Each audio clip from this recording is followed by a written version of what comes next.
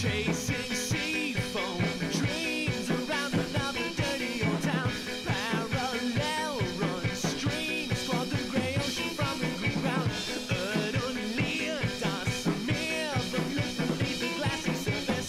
All the songs you hear down there, they have a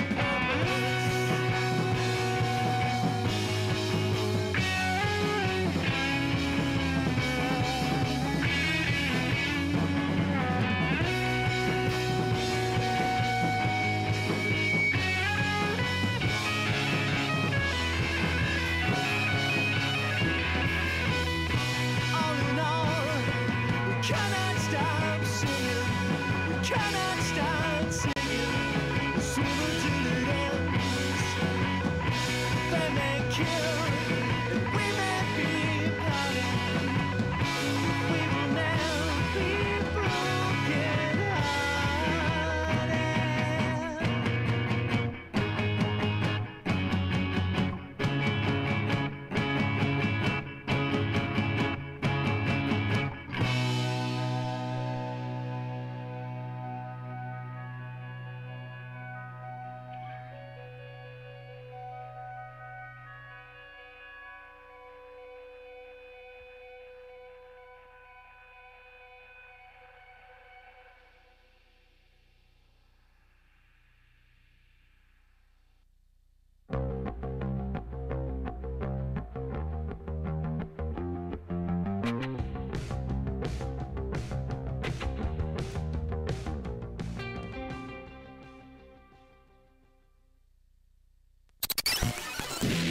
The Majority Report with Sam Seder. It's time to look in the mirror, America.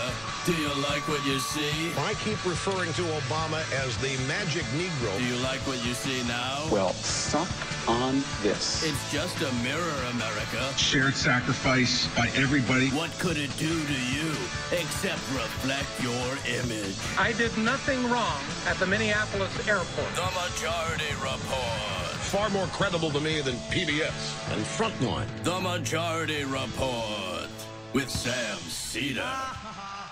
Ever get the feeling you've been cheated?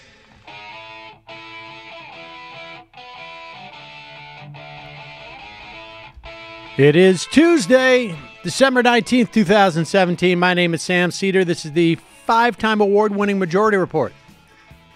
We are broadcasting live steps from the industrially ravaged Gowanus Canal in the heartland of America, downtown Brooklyn, USA. On the program today, journalist David Dayen, author of Chain of Title. What?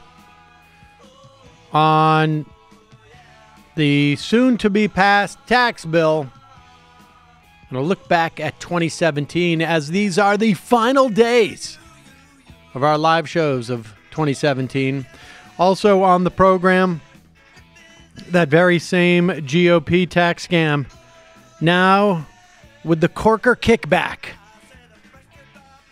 Heads to both chambers floors today in the House to get a vote.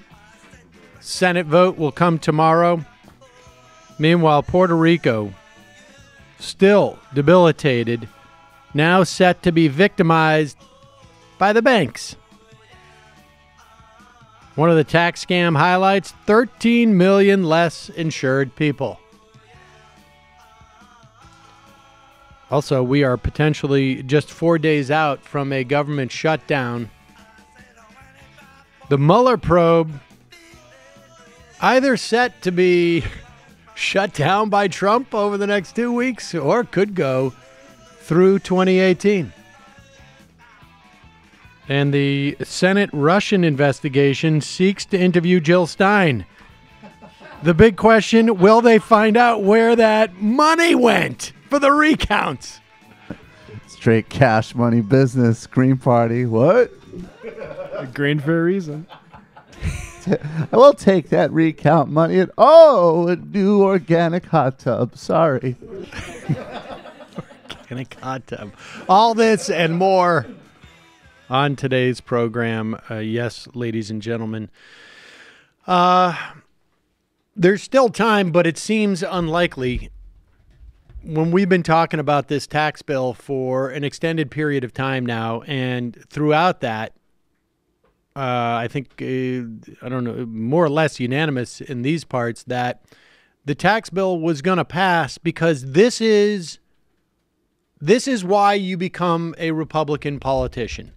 Granted, yes, some become a politician because they're upset that EPA regulations prevent them from using horribly toxic stuff to kill insects, like Tom DeLay in his pest business. Others become Republican politicians because they resent unions for seeking fair wages and safety measures at their hotels or their mining companies. But the real reason to be a Republican lawmaker is to enrich yourself and your friends. And that means tax cuts. So the idea that they wouldn't figure out a way of getting there was pretty far-fetched. With that said, you know, and Joe Manchin, I think, was doing reports saying, you know, I was gettable. But nevertheless, the Democrats held together, which is fairly impressive, at least when you look at the history of these things.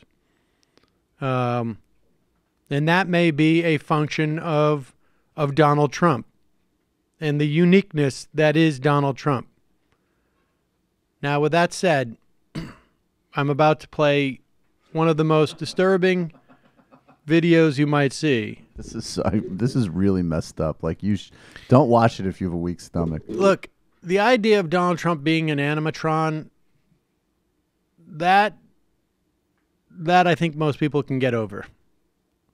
But the idea of seeing of the manifestation of where he fits into our history is really the most disturbing part. The idea of even if it's an animatron of Abraham Lincoln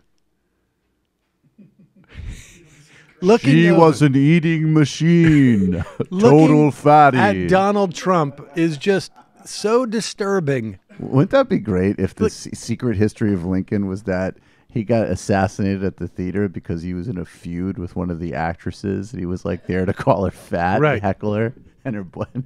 Here is Donald Trump's animatron. Where is this? Is this in This is in Disney? At the Hall of Presidents. Oh, God. Where's Obama, for God's sake? From the beginning, America has been a nation defined by its people. At our founding, it was the American people who rose up to defend our freedoms and win our independence. It is why our founders began our great Constitution. Pause it.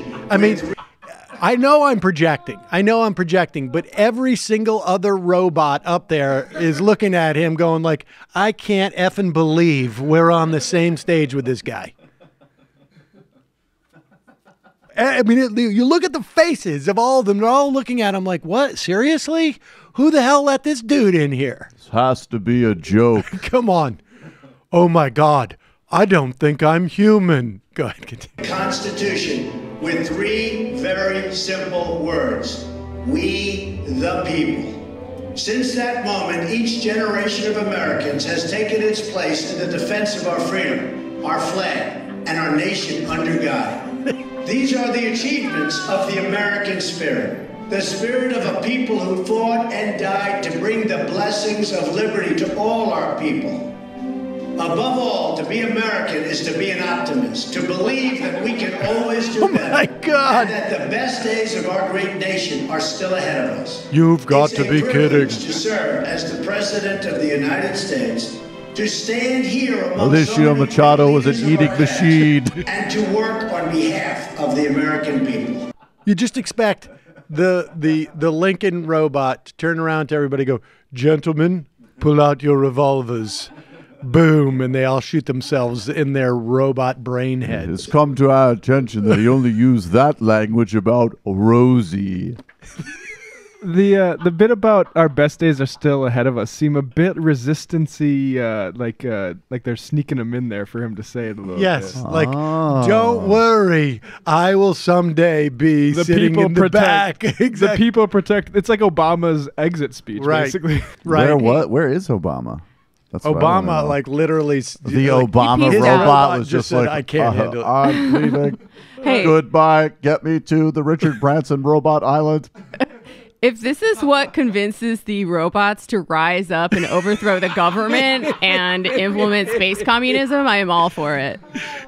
You do get the sense, though, that like in like Westworld, like all of a sudden, like one of them's just going to look down and go, "Oh my God, we're robots. Wait, what is going on?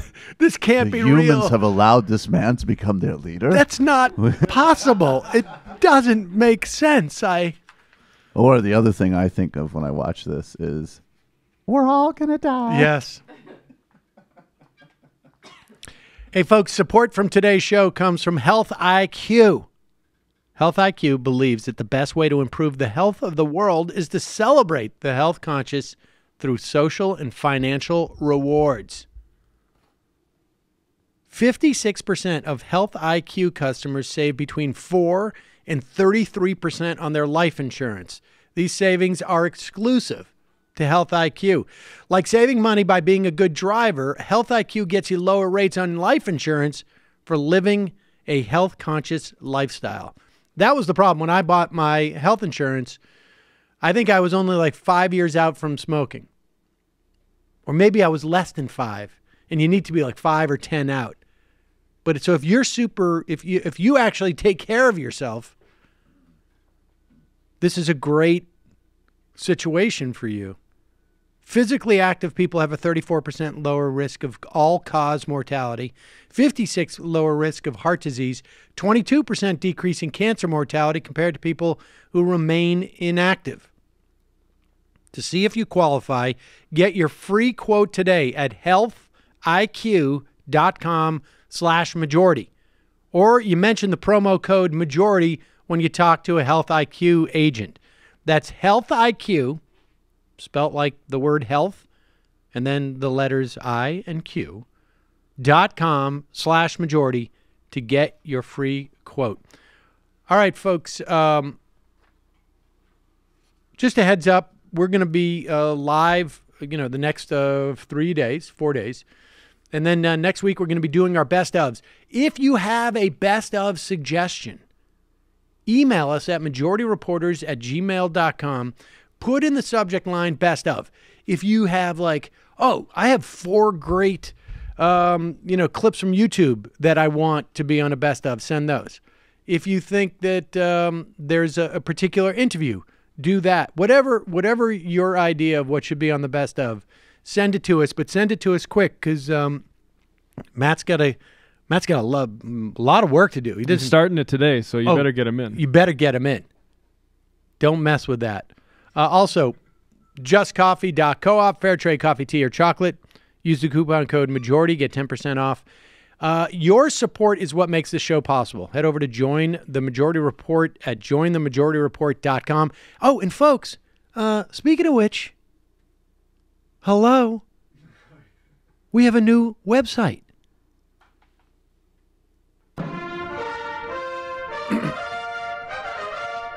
It looks really good. Now, before you get on, before you start the nattering nabobs of negativity,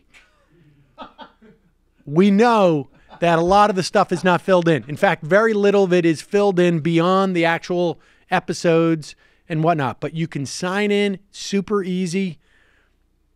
There's a We Are Live button, and if you're a member, you'll see member stuff. Matt is signed in as a member right now, so you see the member stuff. You looking happy. There's a picture of me looking very surprised that the website is done.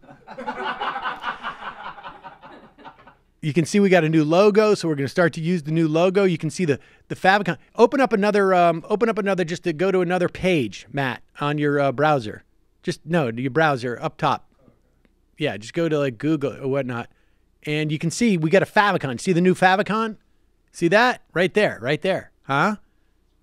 It's a little small, but that's because it's but you will see we'll have a new favicon. We're probably going to put that on Twitter.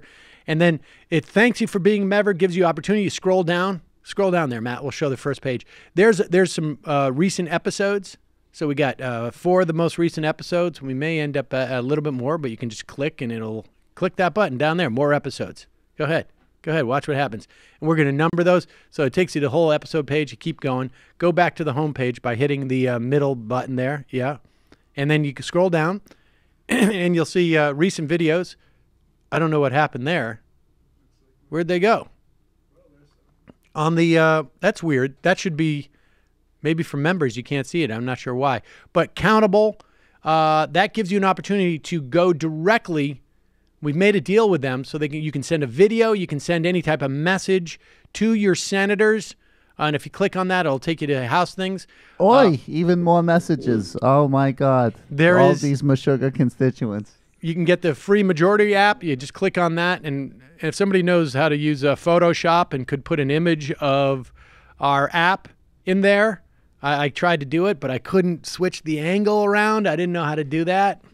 And then the newsletter, which we're going to get going in 2018. Jamie, right? Jamie, we're going to do a little newsletter stuff. Totally. And yeah, exactly. She just found out about that. And then you go down there, and we're going to have an FAQ. It's going to be great. Sponsors list and about. Look, go over to the about page. Look at what we got there. This is one of my favorite things. We roll down. We're going to have more there. And then you can see all the producers. And then go scroll down. You can see Brendan's picture I put in right there. It's actually Saul. So Saul's considerably older than that now. And then we're going to have friends of the show. So we're going to have some of our friends of the show there. Like Mike Cernovich. Now, none of that stuff on the contact us works yet. But so, just give us a little time. We're going to populate it during the break, but I want to get it up there. Thank you so much to Sean and to Kyle, of course. Thanks, Kyle. Kyle's the best. Unbelievable. Kyle's a great man. Unbelievable. All right, quick break. When we come back, David Dayen will join us.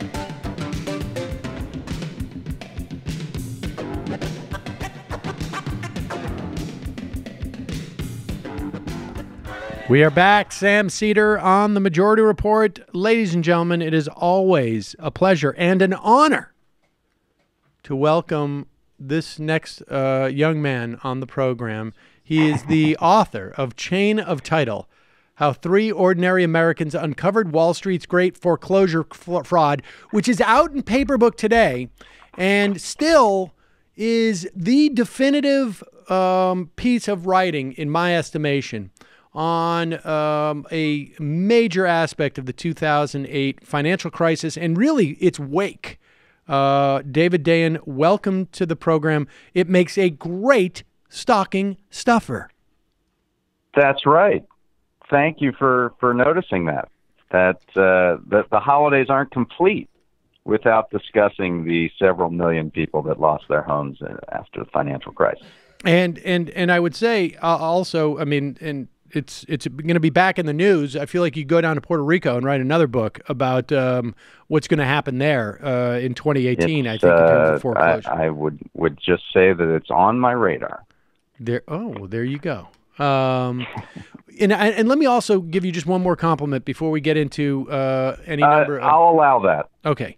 For Ring of Fire, I interviewed Ryan Cooper, and the other day, Michael on the Michael Brooks show interviewed Matt Brunig, in part on, and I heard these guys on Chapo Trap House too, talking about a report they put out about foreclosure, and in both the interviews I heard from Ryan Cooper, at least, he credited you, and rightly so, because I can read that report, and about 85% of it is stuff that I know because I have, and exclusively know because I've read what you have been writing over the past, 6 years now, more, 7, 8 years. So, my compliments to you, and I think, you were duly recognized as being the authority on this stuff. And so I just want to say that, and just the book is something that I think really, if people are looking for a book to give to people to understand the wake of the crisis and why there are people who criticize the Obama administration's handling of banks and the financial industry, this is as good a place as any to start. So I appreciate that, and the entire point of the book in many ways was to make sure that the issues that occurred at that time didn't go down the memory hole. And so I was gratified to see Matt and Ryan's report and how, this idea has become more and more of the conventional wisdom rather than just sort of the radical scribblings of one guy who's paying attention to a certain sector of the economy. It definitely made me feel like what I've been doing for years and trying to elevate the concerns of homeowners who are normally invisible in these policy debates. It made me feel like it was worth it in some small way. Yeah, and I think it's going to have real implications with what's going on in Puerto Rico, and maybe we can touch on that just briefly in a bit. But I also think, people over the next 3 or 4 or 5 years, 2, 3, 4, 5 years, are going to see more of people referencing back to your work, because this is, hugely relevant to explain a lot of different things that's going on in our society. But let's talk about the tax bill, because it is going to the floor today. It is going to get voted on in the floor and of the House. Right. And the House is going to vote for it, as far as we can tell. And it appears like the Senate, it's hit the floor today. It's going to be voted on tomorrow. And it appears like the Senate is going to vote for it. I don't know, unless Bob Corker decides hey, wait a second, this is a bad look for me. I'm just kidding. But what's funny is that it just doesn't appear that Corker's vote is determinative. That it's right now. It seems like every Republican who's available is going to vote for it, which makes it a 51-48 score. If Corker just stuck to his guns, it would be 50-49. But this is how perverse this is, that Mitch McConnell seems very preoccupied in getting one more than the margin of victory needed for this bill to rebut this idea that Doug Jones wasn't seated and that's how they got this thing through, or to spare his members from being the deciding votes. It's just this nonsense, political stuff that is leading Corker to have to endure this and really ruin his reputation after he had rehabilitated it to some degree just by bashing on Trump. But to foam that runway, he's going to be making several $1 million more just for Yes. for voting. I'm sure yay. you talked to Mr. Sirota, who has done fine work on this point. But I wrote something for the New Republic about this, and yes, there's the millions of dollars, and that's certainly a motivating factor. And has been a motivating factor sort of through the career politically of Bob Corker, who's been, called out for insider trading. And there's an open ethics investigation into Bob Corker for this. This is nothing new for him. But it's also kind of a greater thing. It's almost that, there's a group in Washington of ex-staffers, politicians, hangers-on, the kind of people that get on blue ribbon panels and commissions, and they get to speak at think tanks, and this whole world of policy influencers outside of government. And it's clear that in order to become, this eminence grise of Washington, you have to play ball with the issues that both Washington wants, and particularly that the corporate donors who finance this activity want. And so for Corker, voting for this bill sets him up for his post-political career. I've seen some people question, well, why would Republicans vote for this bill that's so unpopular? It's not going to help them in the midterms. It's not going to help their employment prospects. Not as politicians, but certainly as lobbyists and as consultants and as people in this sort of world that Jeff Connaughton, the writer who was a former lobbyist, former chief of staff, called the Blob.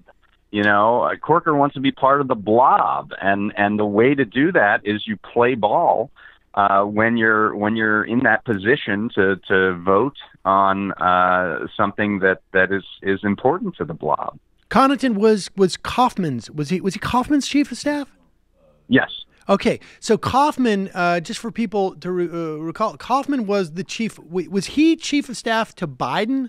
Kaufman was, yeah. And then So Kaufman was the sort of accidental senator. After Biden left, he came in for 2 years as the replacement to Biden, but he knew he wasn't going to run, and so he didn't have to abide by any of the. He was a little bit Bullworthy. If I recall. Right. He couldn't. He didn't have to worry about the credit card companies in Delaware because he didn't have to. He was never going to face re-election. So and Connaughton was his chief of staff, and they were essentially co-senators, to be honest. They decided that they were going to go after these issues that had been sitting around for some time, particularly around financial issues.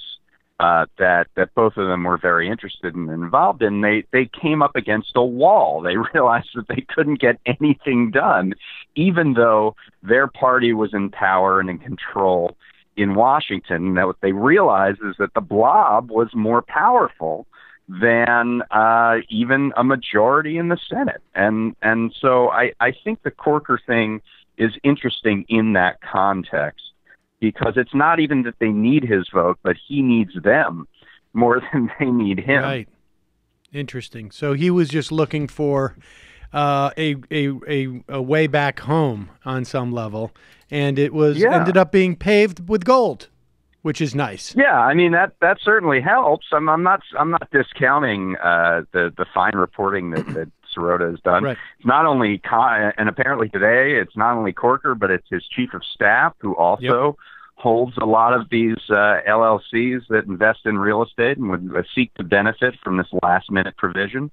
It's a larger thing, and of course the other point that should be made is that there's no way to distinguish these days between the political class and the donor class.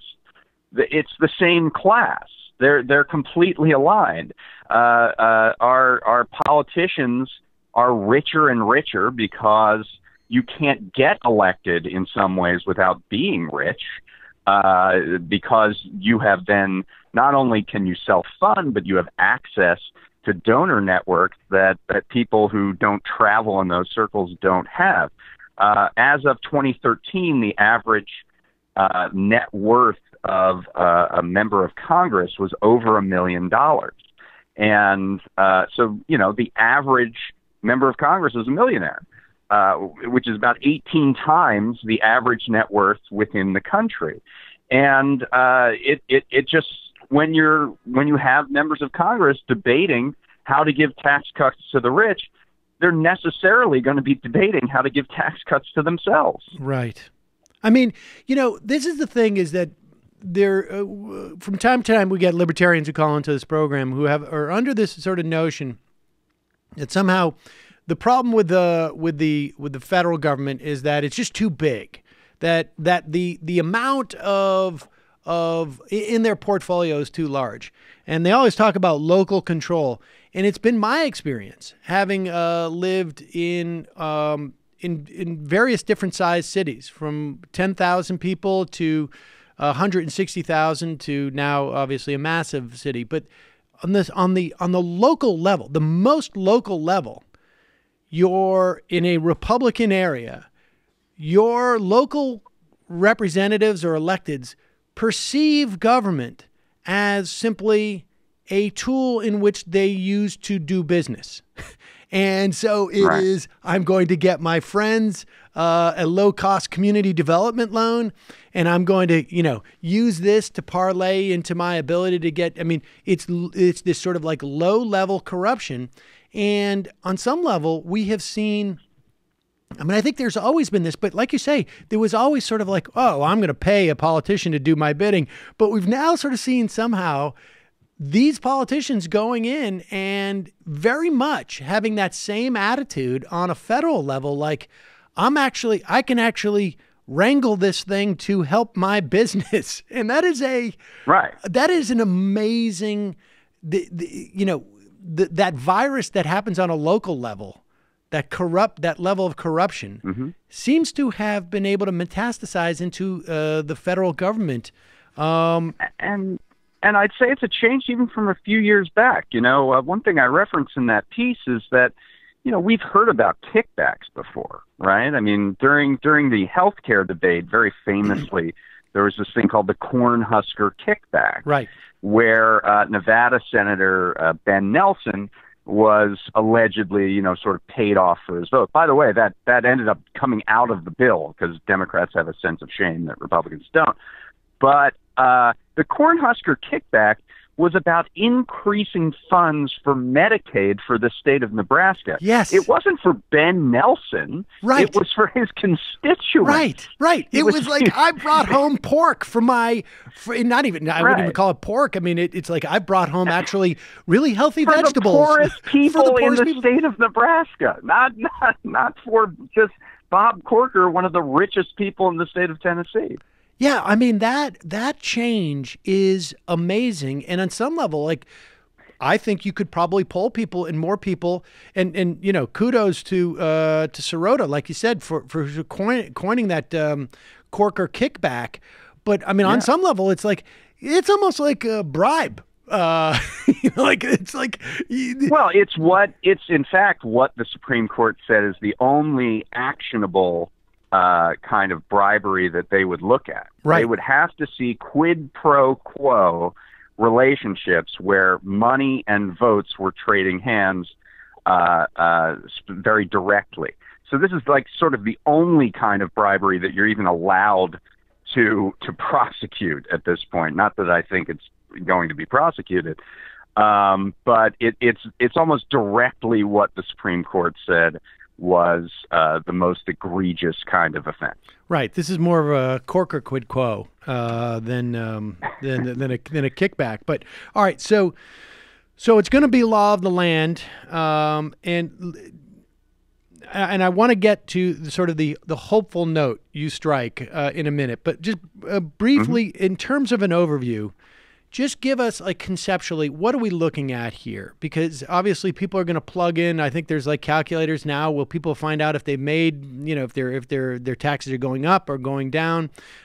We can say that at the very least, some of the most egregious increases in taxes, and you'll explain this from a conceptual standpoint, that this is actually $6 million worth of tax cuts and $6 trillion in tax cuts and $4 trillion in new taxes. In a way, some of those new taxes were not the graduate student taxation of basically the services in kind they get from universities.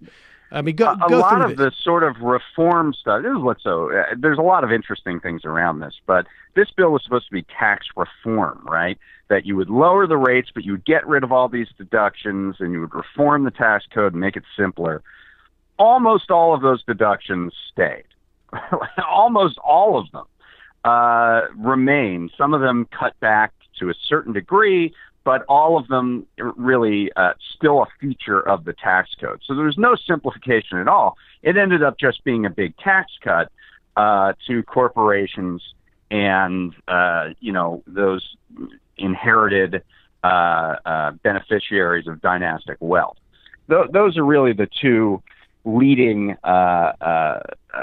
classes that end up getting something out of this, and in addition to shareholders and investors who are already seeing the benefits of this. I wrote a story at The Intercept showing that just in the 10 days since the Senate passed the tax bill, which was really sort of the indication that this thing was going to pass, corporations have announced $70 billion in what are known as stock buybacks. And what that means is they use corporate money to buy back shares of stock, which has through supply and demand, has the factor of artificially increasing the stock price, and that benefits shareholders, and it also benefits executives, who are usually some of the biggest shareholders in the company, because that's how they get a lot of their compensation. People should understand that buybacks, prior to the Reagan administration, buybacks were not legal. They were seen as stock market manipulation, because you are artificially taking... It's artificial enrichment. It's artificial enrichment. Absolutely. And now, between that and capital gains taxes, is a guy like Bill Lozanic, and maybe we'll play one of those in our best ofs, even though we didn't talk to him this year. Bill Lozanic from UMass has outlined, has been the fundamental corruption of corporate governance in the past 40 years. Those two things. And what's so interesting is buybacks have actually been going down for the last 2 years amid the uncertainty of whether this tax bill is going to pass. But the day it passes, they immediately start announcing these huge buybacks. There was about $1 billion a day in buybacks for the last 2 years prior to December 2nd, when the Senate passed its tax bill. Since December 5th, from December 5th to the 15th, there's been $5 billion a day. So it's a five-fold increase in the level of buybacks just since this has happened. And it's a pure transfer of the money that they're getting back from the tax bill into the hands of shareholders. Just a pure leap. This is impossible, because I know that money is coming to hiring hordes of new workers who are going to expand our tax base. Maybe they're going to do both at the same time. I mean, we could still hold out hope that not all the money, all those shareholders who have their increased value in their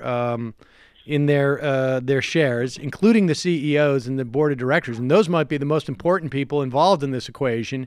They, of course, when they get that new money, it's going to be taxed at a much lower rate. Some of them may even set up these pass-throughs. Explain to us about the pass-throughs, because do we know what kind of pass-throughs?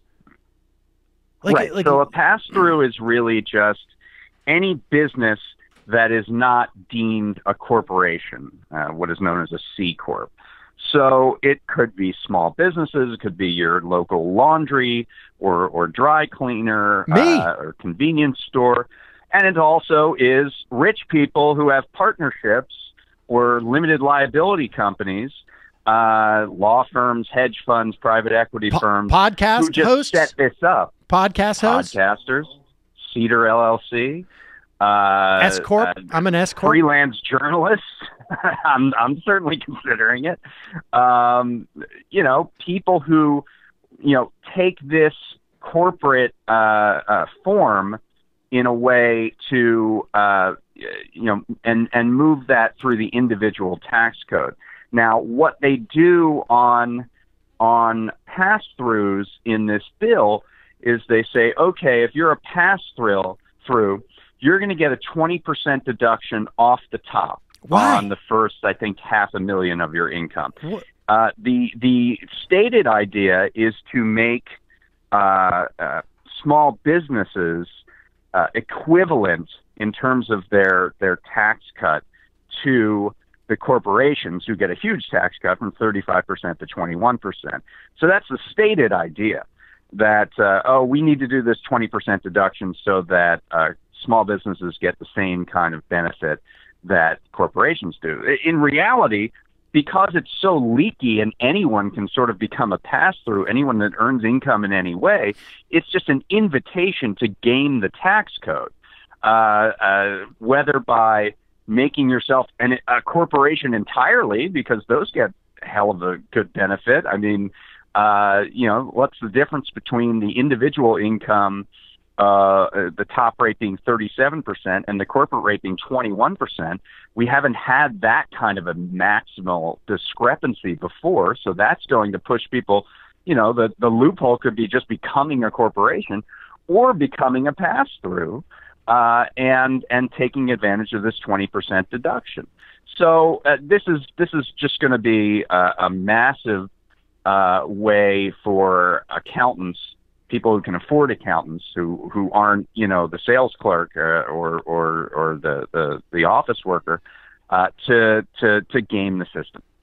In terms of SALT, where are we on that? The estate, the property taxes, you can now only deduct the first $10,000, which for most it's actually a little different than that. Okay. So it's basically there's a cap on state and local taxes that you can deduct of $10,000, and that could be property taxes or that could be state and local taxes. So if you're a renter and you have no property taxes to pay, you can still get $10,000. I see. In deduction in that. So that changed a little bit. It's still going to be pretty significant in terms of the money that people are going to have to lose in terms of that deduction in high tax states like New York and California. However, there's a total way to game that system too that I've been hearing about, that I'm pretty certain that at least California is going to put into place. And the way that you do that, at least for wage earners, is that you eliminate the individual income tax on wage earners, and you make it what is called an employer-side payroll tax. The difference being that employers can take the deduction. That has not changed. Employers can take a deduction for state payroll taxes. So it will look no different to the individual. They will get less money in their paycheck, but it will be the same as paying the state income tax, which they will not have to pay anymore. And the corporation can take that deduction off the top. So it's just there's a way to game that system too. So it's not just individual rich people who are going to be gaming the system, and so are state governments. Which is always a good mark of it's always a mark of a good piece of legislation, where there is like, before the thing is even passed, there's already like a multiple cottage industries around how you just you game it, right? Absolutely. But as I wrote like about a week ago, I think that's probably intentional, right? I mean, they want to invite people to minimize their tax burden and take away this money, because they want a smaller state. They Right. want they want the thing to be a leaky boat, because then they can justify part two of this game, which is to severely limit social spending.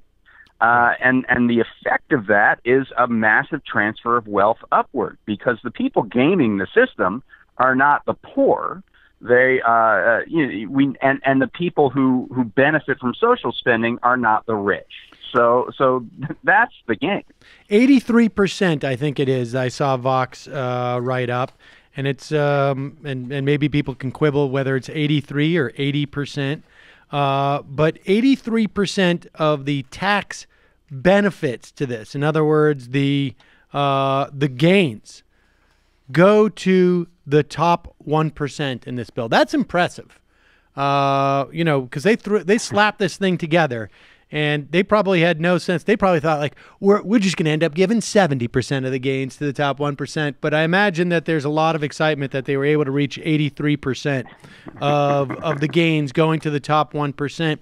And so there's two scenarios, right, that come out of this, and you've written about one of them, and I want to talk about that. But one scenario is, like you say, this is all set up to be, if not revenue neutral, to be revenue neutral after 10 years, when everything gets, when all the tax cuts for middle class people get rolled back, essentially, Yes. and the corporate ones remain. Right. Because of, and this has to do with reconciliation. Just trust us on this, folks. But 10 years out, so the deficit, will get even larger. I don't know about you, but I suspect that you and I have a similar perspective on the deficit as not being as problematic as sold to us because of things like modern monetary theory. However, it still becomes a political tool to be used to cut social services, like you say, in particular things like Social Security and Medicare and Medicaid, as we're seeing it being done in this case. We haven't even touched on the 13 million people who are estimated to be losing health insurance, and I imagine the people who are going to be paying more because of the lack of the mandate. So one scenario is that they immediately start their project of cutting Social Security and other social insurance and programs. The other scenario that you've written about is once we get a Democratic majority in the House and the Senate and a Democrat in the White House, there is a unique opportunity here. Talk about the positive thing before we go back to the negative there. So I do believe that the unpopularity of this bill and the fact that split that you talked about, $6 trillion in tax cuts financed by $4.5 trillion in new taxes, provides an opportunity politically, if not, in the financial terms, and you reference MNT, to say, here's what we're going to do. We are going to repeal the Trump tax cuts. And when we repeal the Trump tax cuts, we're going to take the money saved from repealing the Trump tax cuts and put it into $3 billion of new programs, whether that's $1 trillion of new programs, whether that's free college or a universal basic income or financing universal health care on the single payer variety, something. And I think every single 2020 presidential candidate is going to have a plan like that. They're going to have a plan like that, because this is the box sort of that Democrats always get themselves into, and it's not a box just rhetorically speaking, but part of it is legal. I mean, there's this bill, this law called PAYGO, and because of the PAYGO law, all new spending or new tax cuts has to be financed in some way by offset. Pay as you go. Pay as you go. Pay as you go. Right. And apparently they're going to waive PAYGO because they cut this thing by $1.5 trillion. But they need Democratic help to actually waive that. And presumably, if the situation were different and the tables were turned, Republicans wouldn't help to waive PAYGO because then they would get automatic cuts to social spending. Why are Democrats waiving PAYGO for this? Because it would institute automatic cuts to Medicaid, for example. So, if you don't want that, you need to not waive it. Okay. And that will happen. By the way, that hasn't happened. That would happen after the fact. There would need to be a new bill to waive these effects under the Budget Act. So, and we'll see what happens with that. And it might be an opportunity to, but who's gonna be hurt by that, right? Right. So, but my point is that this is a way out of the box. Donald Trump just created trillions of dollars in offsets that can be used simply by reversing the estate tax changes, reversing the pass-through changes, reversing the corporate tax cuts. Those three things alone gets you probably $2.5 trillion. And that can be put toward, real tangible benefits within society. So theoretically, and that's the thing I think can happen and will happen. Kristen Gillibrand or Cory Booker or Kamala Harris or Bernie Sanders can sit up there and say, we're going to get rid of, we're going to undo Trump's legacy of his tax cuts. And not only that, free college. Or not only that, and everybody's going to have health insurance. And this shouldn't be something they could do, right? It shouldn't be something they could do. It should be something we should demand them to do. That this, because what happened the last time we had a situation like this? The Bush tax cuts, which sunsetted, much like the individual rates in the Trump tax cuts. And what happened in 2010? They pushed them out another 2 years, and then in 2012, they basically made them all permanent except for on the very, very top of the individual rate. And there certainly weren't any social programs that came back as a result of that, mainly because you got rid of, you accepted virtually all of the tax cuts. So Democrats don't have a great track record here of not only reversing the worst abuses of the previous administration, but using them in a way to promote their own agenda.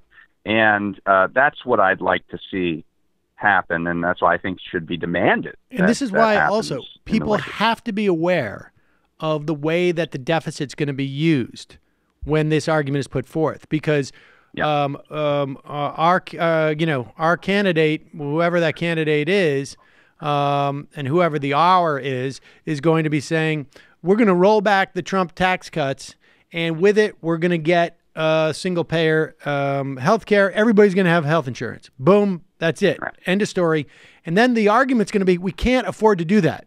We need to roll back the and I don't know who's going to say this. Maybe it's Joe Biden, right? I don't know. I'm just using him as a proxy. Is going to say we do need to roll back the Trump tax cuts because the deficit has exploded, and we're going to need to fund the deficit. We can't allow that.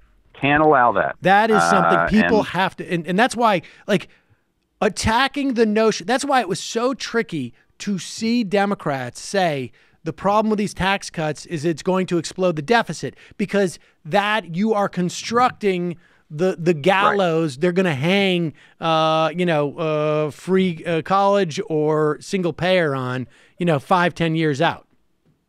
I saw somebody today, absurdly, after Paul Ryan announced that he would include this $81 billion supplemental to deal with all of the horrible disasters that we've been having around the country, whether in Puerto Rico or in wildfires here in California.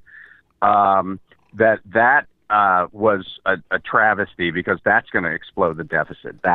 This is a problem now. We're not allowed to provide resources after a disaster for our own country because of deficit considerations. That's a problem now.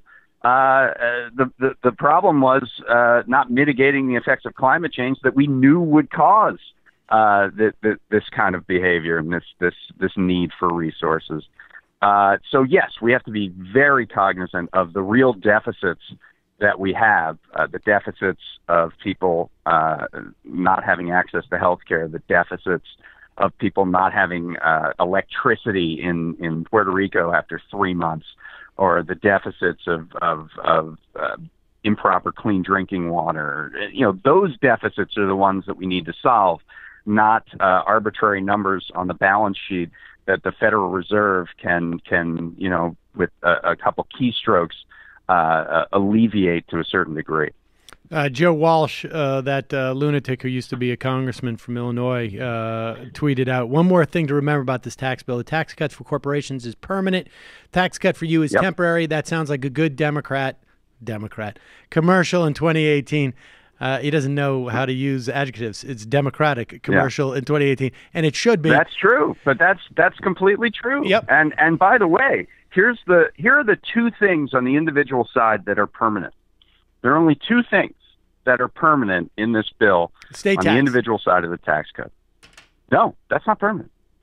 The individual mandate repeal, right, and something called chain CPI. Oh, right. Now, what is chain CPI? These are the two things that are permanent. Chain CPI is a difference in how inflation is calculated, and that difference will be applied to brackets, the tax brackets, which change every year based on the cost of living. And if those brackets go up more slowly, then you get pushed into a higher bracket more quickly as you get raises, because if your raise is above the cost of inflation as calculated by this slower chain CPI, your more of your money is going to be taxed at a higher rate. And we see in the bill that over the first decade, this starts slowly and it's almost imperceptible, but it's hundreds of billions of dollars over the first 10 years. And even more so after that, because this just gets bigger and bigger and bigger over time. Now, chain CPI we last heard about. Yeah, go ahead. Well, but the only group that it does not impact are the people who are the top income earners, because they're already in the top bracket. At a certain level, they're at the top bracket already. So that money can't change. It is basically a regressive. It's like a slow regressive tax policy, if you will, just sort of like clawing back. Yes, it's a tax increase on the middle class and the poor, and the entire point of that is to get that into the government code, so that it can be said, well, why don't we apply chain CPI across the whole of government, including to Social Security? Because the way it works when you put that inflation adjustment into Social Security is it cuts Social Security benefits. And this is something that very famously President Obama suggested in 2011, and you'll be sure to hear about that in coming years. And it's something that progressives and liberals fought and eventually won on this issue. But this is a Trojan horse within this tax bill to use as an argument that we should apply chain CPI across the whole of government. Right. All right. Well, so David, this is the tax bill. We will be hearing more about its implications as we go on, I guess, or maybe 6 weeks from now, we will never talk about it again because there will be so much other crap going on. I mean, honestly, like that just seems to be the way it is now, right? Yeah, well, that's true to a certain extent. But here's something very interesting about the tax bill is how are people going to see this in 2018, which, prior to the midterms? Remember that the tax bill begins in 2018, but that means the taxes you do in April will see none of this. None of the those changes will be applicable to 2017 taxes. So how is this going to affect people in 2018 when they're going to the polls that November? And the answer is withholding, right? Because the way it works for wage earners is that some money is withheld for the federal government. Now, who comes up with that? Well, in the bill, it says they actually don't have to change withholding for 2018. It's not mandatory. They only have to do it by 2019. The IRS has said, we're going to change withholding, and we'll show it to you sometime in January or February. Who's running the IRS right now? A Trump loyalist who was not confirmed by the U.S. Senate, who Steve Mnuchin appointed. He's a guy who was the assistant secretary for policy within the Treasury Department. His name's David Carter. He's a former executive with Ernst & Young, a big auditing firm. And he's the guy now who's going to have the authority to decide how much people are going to see this tax break or this tax bill in their daily lives, in their paychecks on a weekly basis. It's going to be this one guy who wasn't confirmed by the Senate. And so he's an appointee. And what do you anticipate he's going to do? He's going to... it's unknown what he's going to do, because, I mean, that you have to change the withholding. They changed this in such a way that you used to get a personal exemption, right? So, like, right. You'd have to put a number down. Right. I have one dependent, I have two dependents. That's gone. That's not part of the system anymore. They doubled the standard deduction. So most wage allegedly earners supposed to cover for that. Right. So what does that mean, though? I mean, what does that mean? It means that the calculation is kind of a secret sauce. We don't know how he comes up with these numbers. What it could mean is that, they will use that policy of withholding to take much less out of the average paycheck, and people will have the feeling that they have made much more money over the course of the year. Then in 2019, in April, when it gets clawed back. So that could happen. I mean, that could absolutely happen, and it would be an artificial way to boost economic activity, to boost the take-home pay of workers during an election year. Let me just see if I've got this right, because now I think I understand it. Right now, when you go and you get your W-2 wages, you fill out the form and you say, "I'm going to take. I got a kid. I'm going to school." So you put down the numbers in there. You do your itemized deductions, and they will. The higher the number is, the less they take out of your paycheck. Because of the doubling of the standard deductions, far less fewer people are going to do that, and I imagine it's not that less people are going to do that. It's that it's not even applicable anymore.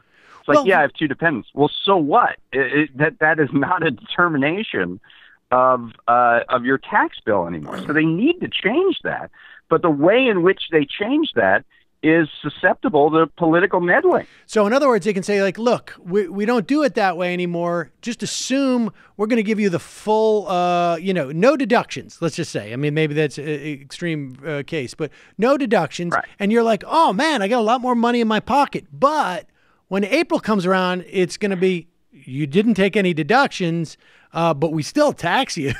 Right. We're going to take April is conveniently located. Right. April 2019 is conveniently located 5 months after the election. Another thing that's in this bill is that there are extreme incentives for corporations to purchase equipment and engage in investment in 2018. It pulls all of this forward because the benefits in 2018 are much stronger than the benefits in succeeding years. That seems unduly political to me as well. That it's trying to artificially create economic activity within 2018. Right.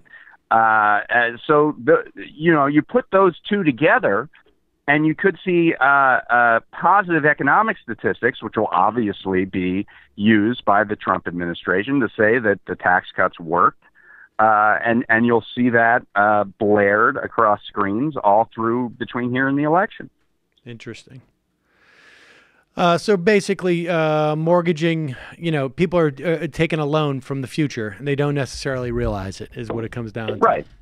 Right. And all right, well, I mean, I guess we will have a better sense of this when they roll out the new rules in 2018. It'll also be interesting to see, frankly, if that makes a difference.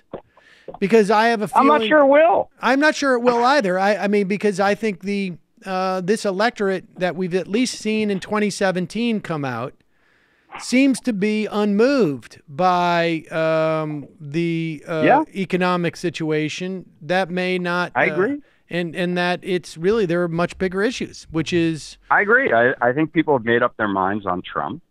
I think economically, the biggest thing that's been touted by the administration is the increase in the stock market, which, to much more than half of the electorate means nothing. Right.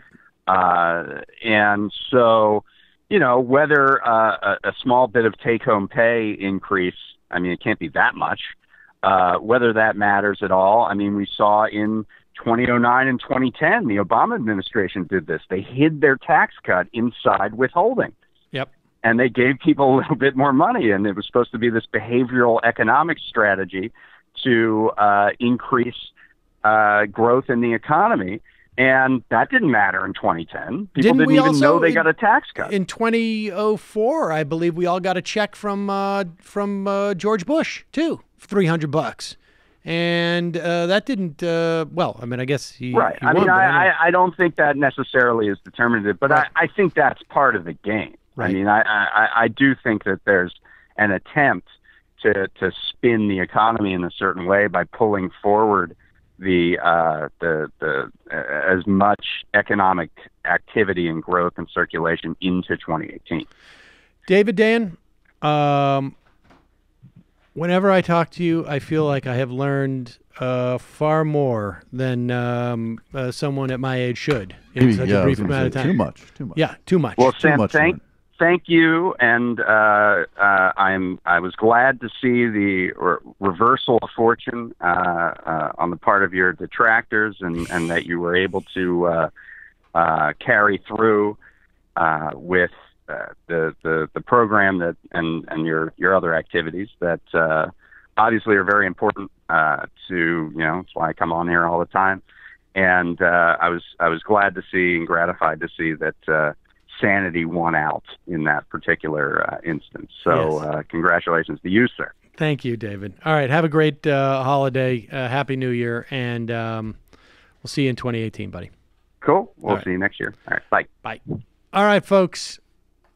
Chain of title. Go do yourself a favor right now. Go to MajorityReportKickback.com. Click through our book selling links to buy Chain of Title. You can get you get the hardcover or the soft cover, and hugely important book to understand where we've been, to understand the different motivations of why things like HAMP didn't work. Also to have an understanding of what is about to hit the sort of the next tsunami, if you will, that's going to hit Puerto Rico. Massive foreclosures. And you can also, the interesting piece in the New York Times that you learn about the sort of the racket that is involved in reverse mortgages.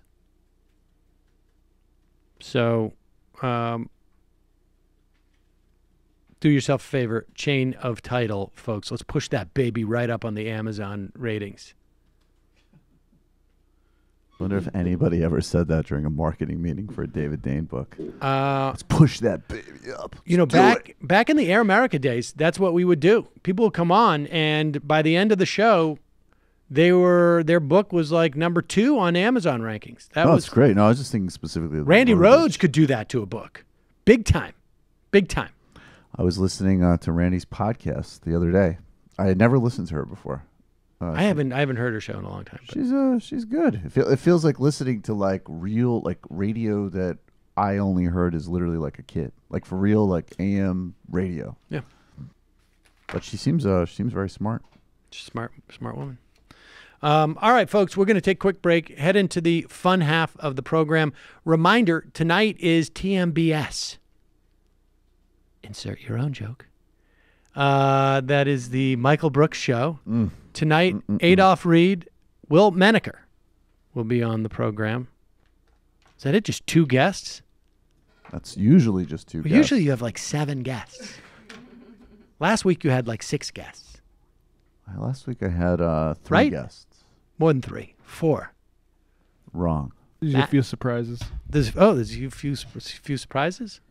Is that right? Sure, let's go with that. TMBS, 7 p.m. live. You can check it out either streaming on the shiny new website that we have, or via the app, or on YouTube. We're going to take a quick break. 646-257-3920 is the number. 646-257-3920 is the number. By the way, Sam, we're going to play that Pajama Boys mix. Oh, we're going to play the Pajama Boys break, yeah. Okay. And do you know who this was from? Because I just got that Dropbox link from you. Oh, shoot. Really? Come on, Matt. Seriously? I can't. Darn it. I don't even know how I got it now. I'm so.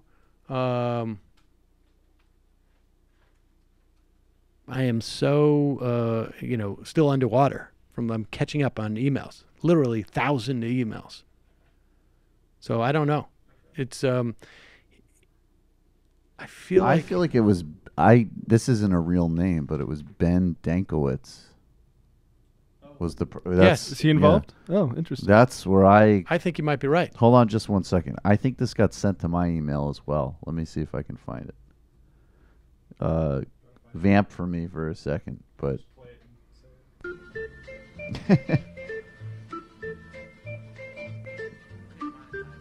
Yeah, it's Ben Dankowitz.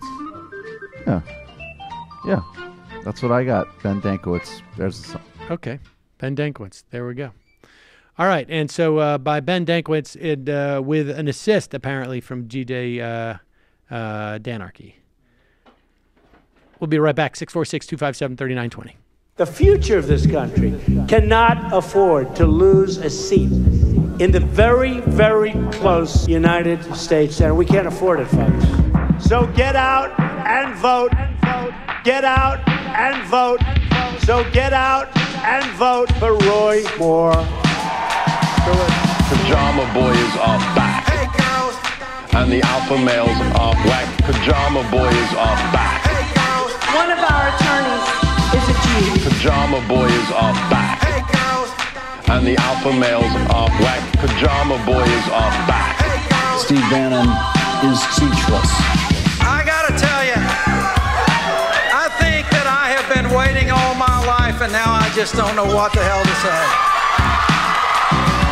I have said throughout this campaign that I thought that December 12th was going to be a historic day. Pajama boys are back. Hey, girls. And the alpha males are whack. Pajama boys are back. Hey, girls. They're unbelievable people. Pajama boys are back. Hey, girls. And the Africans are black. Pajama boys are back. Hey, girls. Don't get triggered. Snowflakes. You got your coffee. You all right, Sammy? You ready to go? Do you remember that one time where there was thank God nothing actually happened, but there was an actual emergency and you needed to leave in the middle of the show? When Saul got locked into his... And I think Matt wasn't there. Yes, so it was just you. It was just me. That was crazy. I don't even know what happened after that. Nailed but it was at the break, That's fortunately. what happened. I killed it. It was what happened. It was and at everybody talked about it, and everybody said so. Oh, everybody was amazing. saying that. Yeah, everybody was saying that. They said you're great. Many people. I actually was incredibly calm under pressure. I got a phone call. I looked on my phone during the show. I can't remember who I was interviewing, but it was a pretty good interview, I think. And it was it was a good guest. Yep. And I saw somebody calling me, and it was my neighbor. And my neighbor, I think that was the first and last time he has ever called me, because he's just across the hall. If he needs me, he knocks on the door or he texts me. And so right at the break, I went and I listened to the phone, and I saw a message, and it was that Saul had been locked out of the apartment, or locked into the apartment. His babysitter, this is back when he was 1.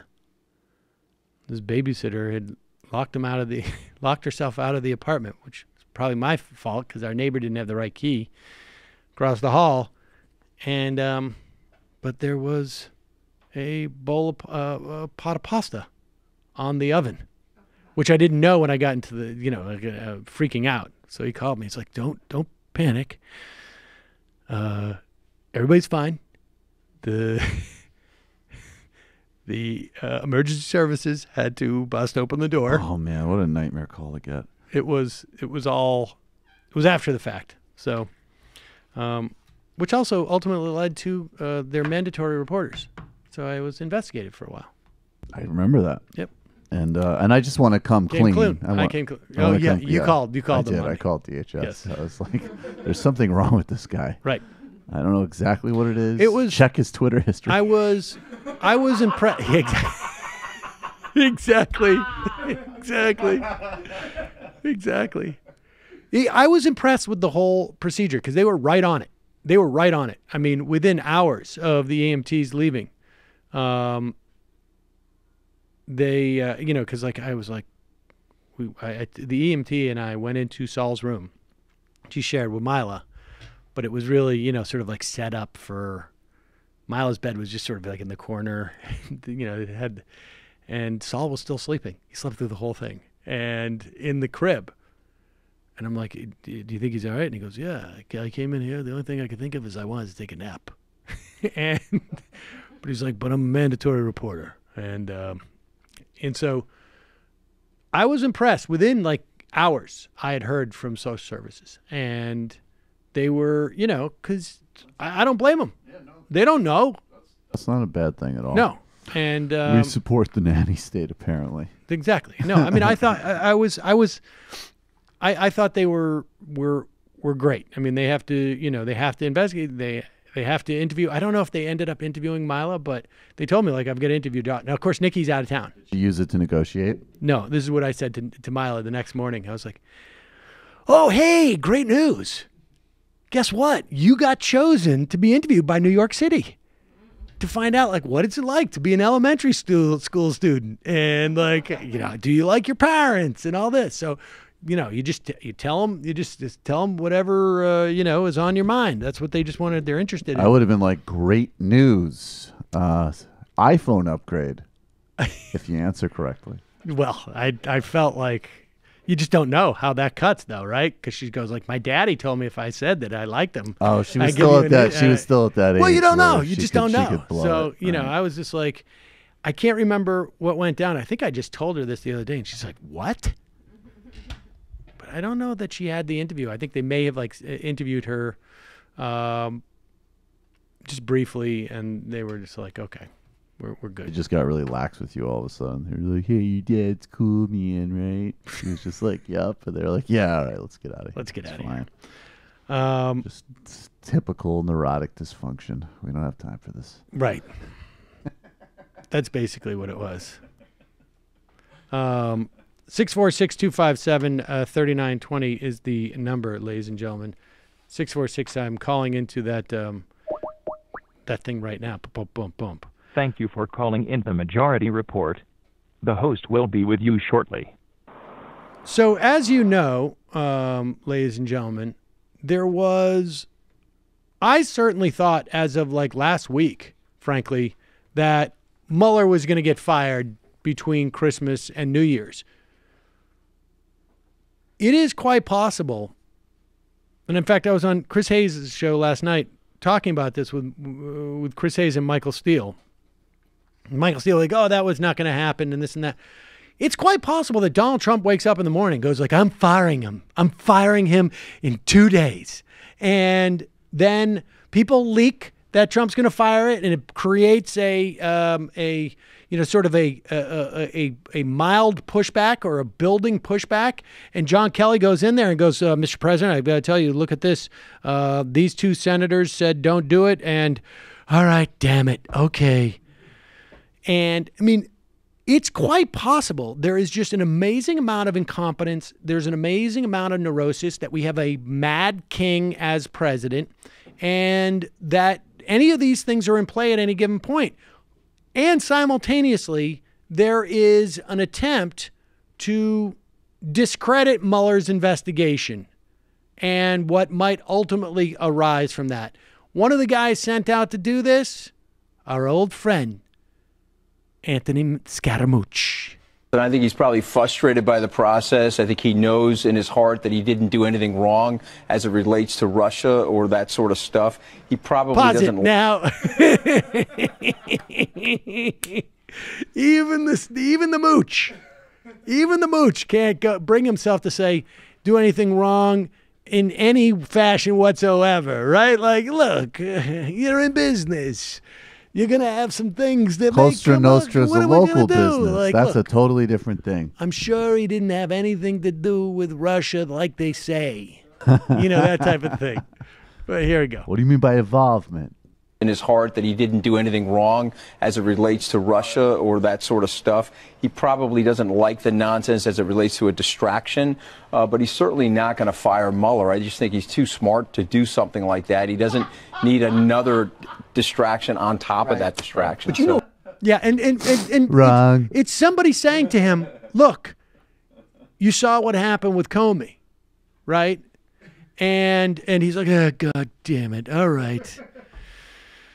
Can I fire Gorsuch? Can I fire somebody? I'm feeling a void that someone else's humiliation and suffering is supposed to fill right now. You know, and here's the thing. And right now we're getting all of these stories that are about Trump's insanity, right? Like the Gorsuch thing. He was going to fire Gorsuch for being too liberal because he was criticized and this. I mean, he doesn't even know what politics are in any fashion. He really doesn't. But, and I think even the Mueller stuff was also probably inflated in some ways. I think it's quite possible there was an attempt to fire him, but I think a lot of this stuff is to eat up the oxygen for the travesty that's happening probably right now as we speak on the floor of the House. That's going to happen tomorrow on the floor of the Senate. This huge, massive income redistribution, wealth redistribution upwards.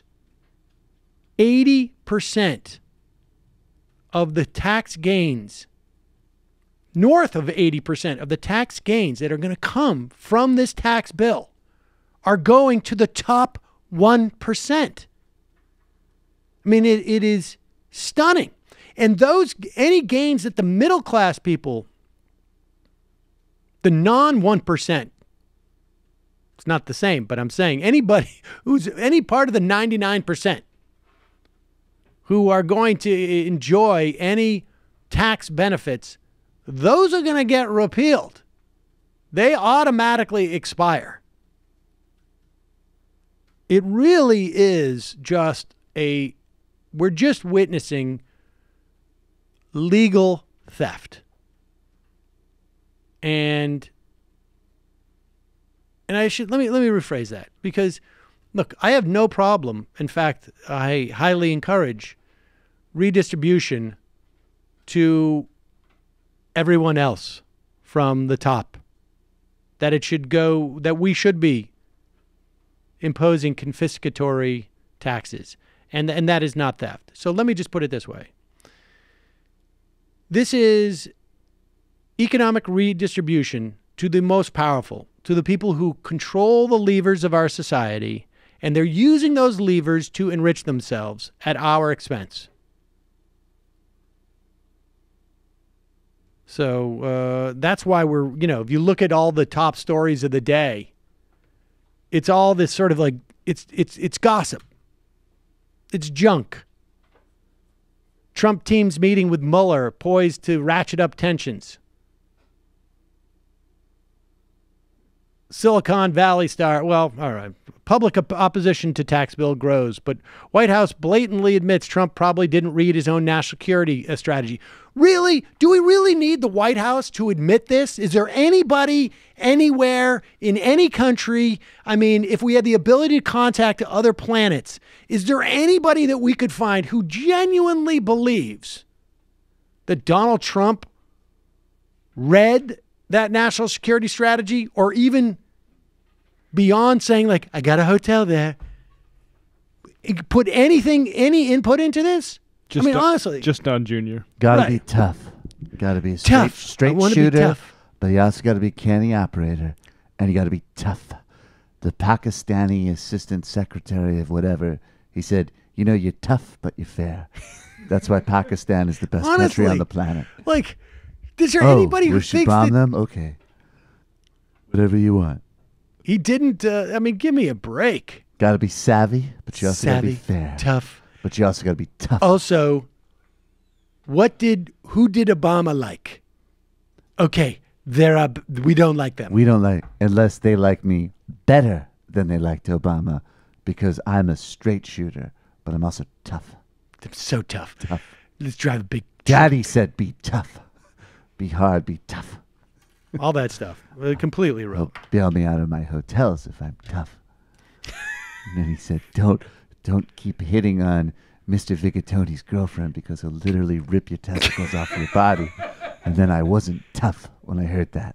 I got very scared. Okay, very and then scared. I needed to assault a teenager after I heard that to reclaim my masculinity so I could be tough. And I Anyways, what were we saying? drove a truck. And then I drove a truck around. India, a Biki bar, like them, good, tough. The one that matters is me.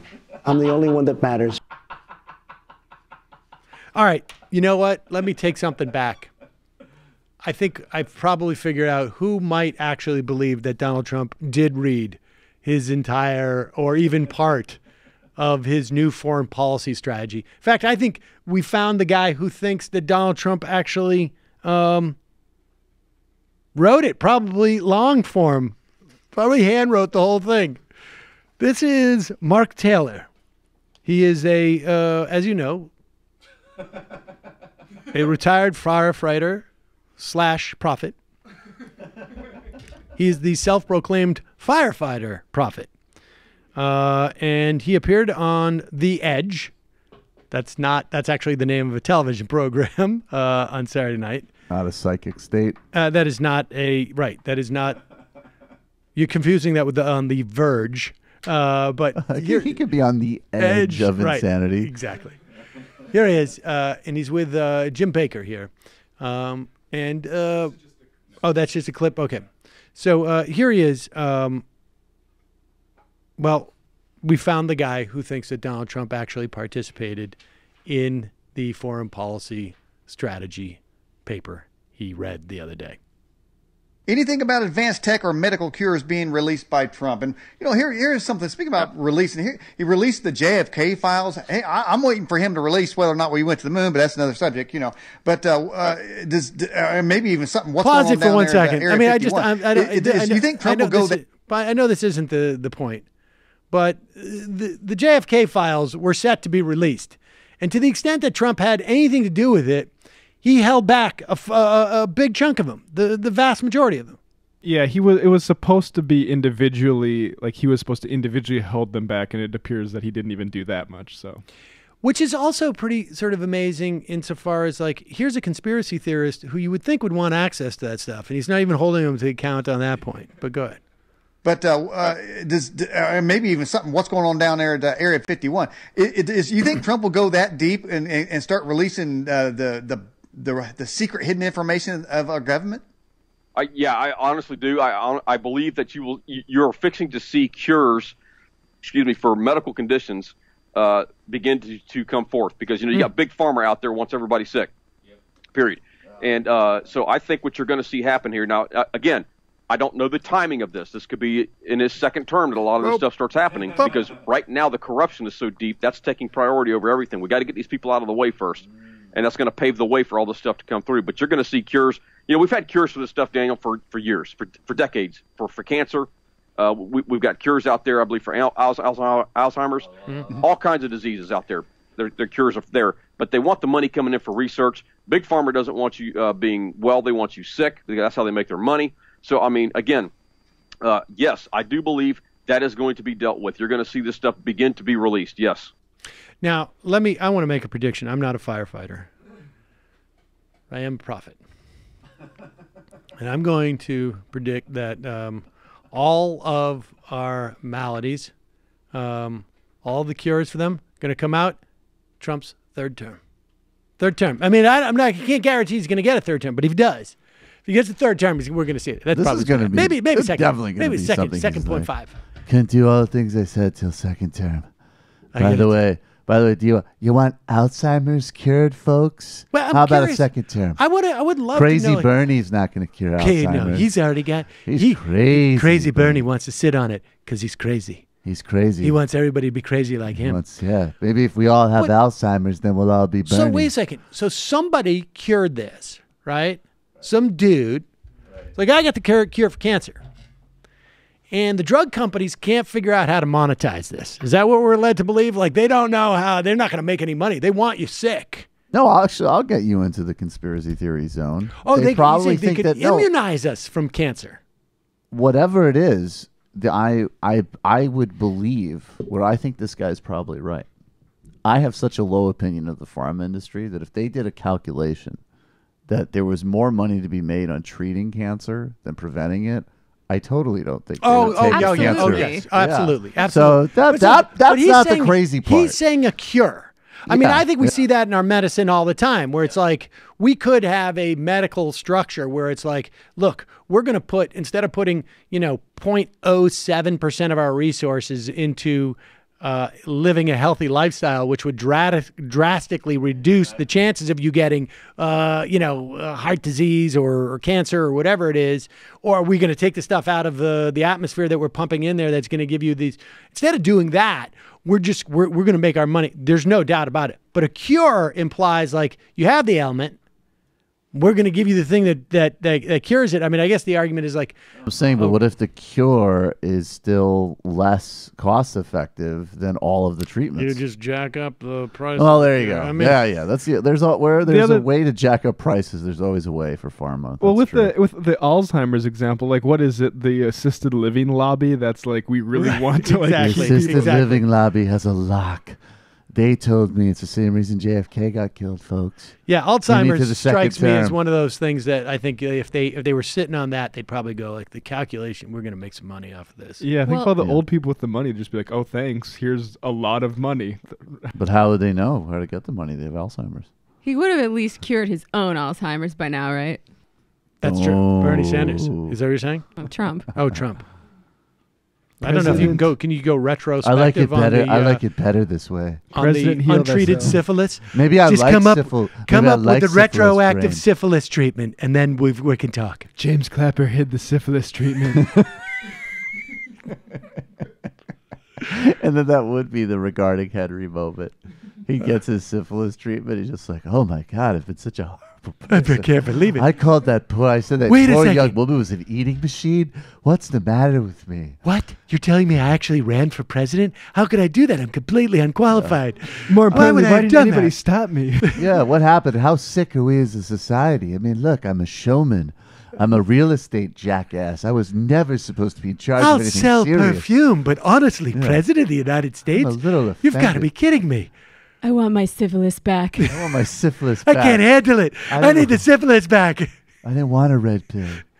I knew I should have never taken a pill They from that black created guy. an animatronic version of me and put it in all the presidents. Don't they have any shame?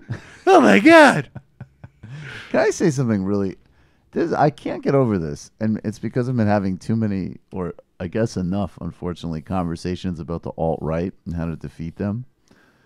And I just can't get over the fact that all of these idiots talk about red pilling, and it's like, who gave Keanu Reeves the pill choice?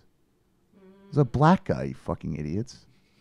That's it. That just stick. I don't know. It's such a like narrow, nerdy point, but there is such a like. The only weird- problem is he was actually not really black. Right. That was just a projection computer from the simulation. secondary level of the Matrix. From the in the So- fourth Matrix, Right. like Lawrence Fishburne takes off his mask. He's like, Nero, I can finally show you who I really am.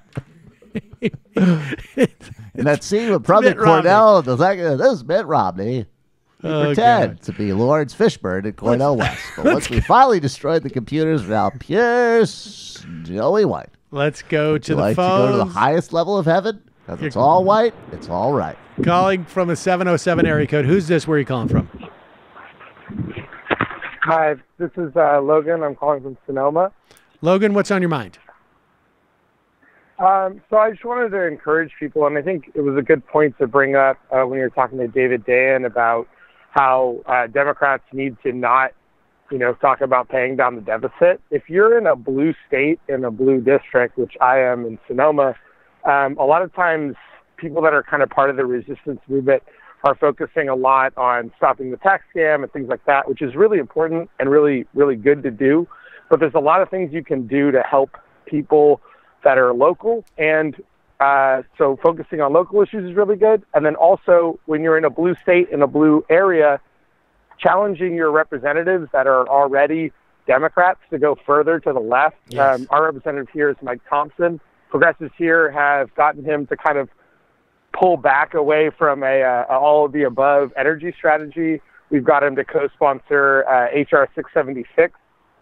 So it's always good to keep pushing them in that new direction so that the Democratic Party, as it goes forward, will actually have a plan that's progressive that can win. And I've already heard from a certain amount of representatives and things like that there's this openness to allow people in red states or Democrats in red states to have some kind of values that are against what the general mainstream of the Democratic Party would be. And I don't really think that's the right answer, and we should always be challenging on that to continue to go towards progressive ideas, because if you look at who won the Democratic primaries in 2016 in those rural states or those sort of like purple states, it was often Bernie Sanders. And so I think challenging Democrats in your blue area, that's what you should really be doing, as well as the kind of national politics that a lot of people in the resistance movement are going with. Good point. Appreciate the call. Oh, shoot. I hung up on myself. But I still appreciate that call. You've got Ralph Northam, who basically tried to backtrack on his promises of expanding Medicaid and was talking and refused to go in, and he could have appointed 2 members of the Republican Senate to positions in his cabinet, which would have opened up those seats for Democrats to take over the Virginia Senate. It's unclear where it's going to fall. I think they're still doing recounts. Nevertheless, he didn't do this and doesn't seem to be doing this, and he's getting a lot of pushback. This is super important. But you look at Northam, you look at even Doug Jones, it is possible to get elected with, I don't expect an Alabama senator to have the same politics as a California senator or New York senator. But we got to push the New York delegations to the left and continue to push that way in the red states. We're just going to pull it all to the left. Particularly important in these blue states, because they're the ones who are setting what the margins should be within the Democratic Party. And they've got to be far to the left to pull to create that margin. All right, I'm going to try and hold people to 2 minutes. I'm going to try that out today. I got my stopwatch. Calling from an 818 area code. Who's this? Where are you calling from? You got 2 minutes.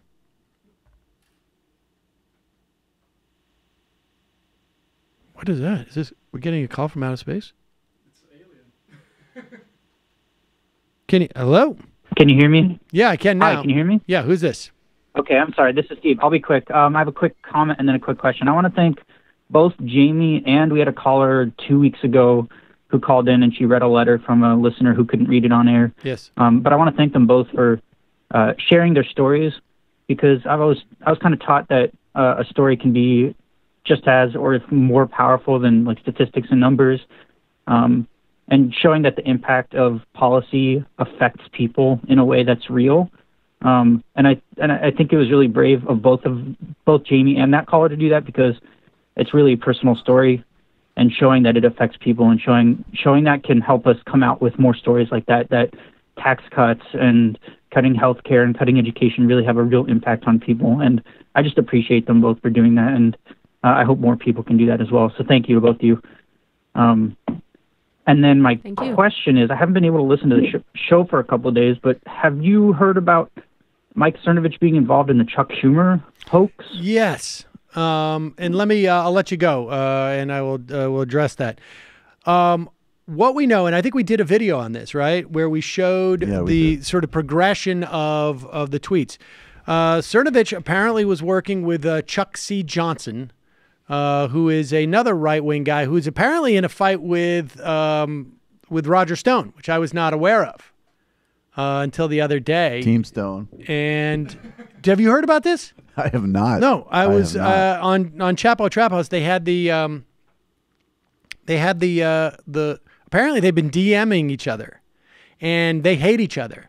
And Chuck Johnson published it, and it was like Chuck Johnson saying like, "Hey, here's a picture of money, man. Look at all the money I got, bitch."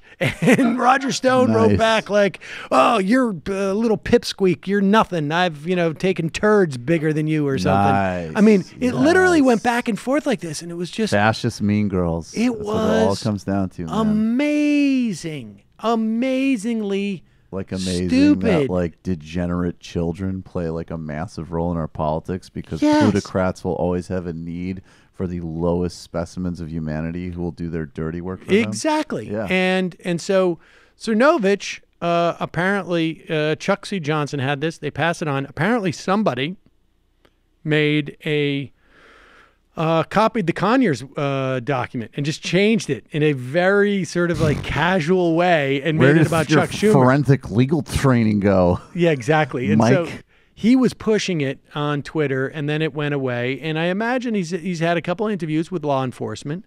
I don't know this for a fact. Of course, I wouldn't.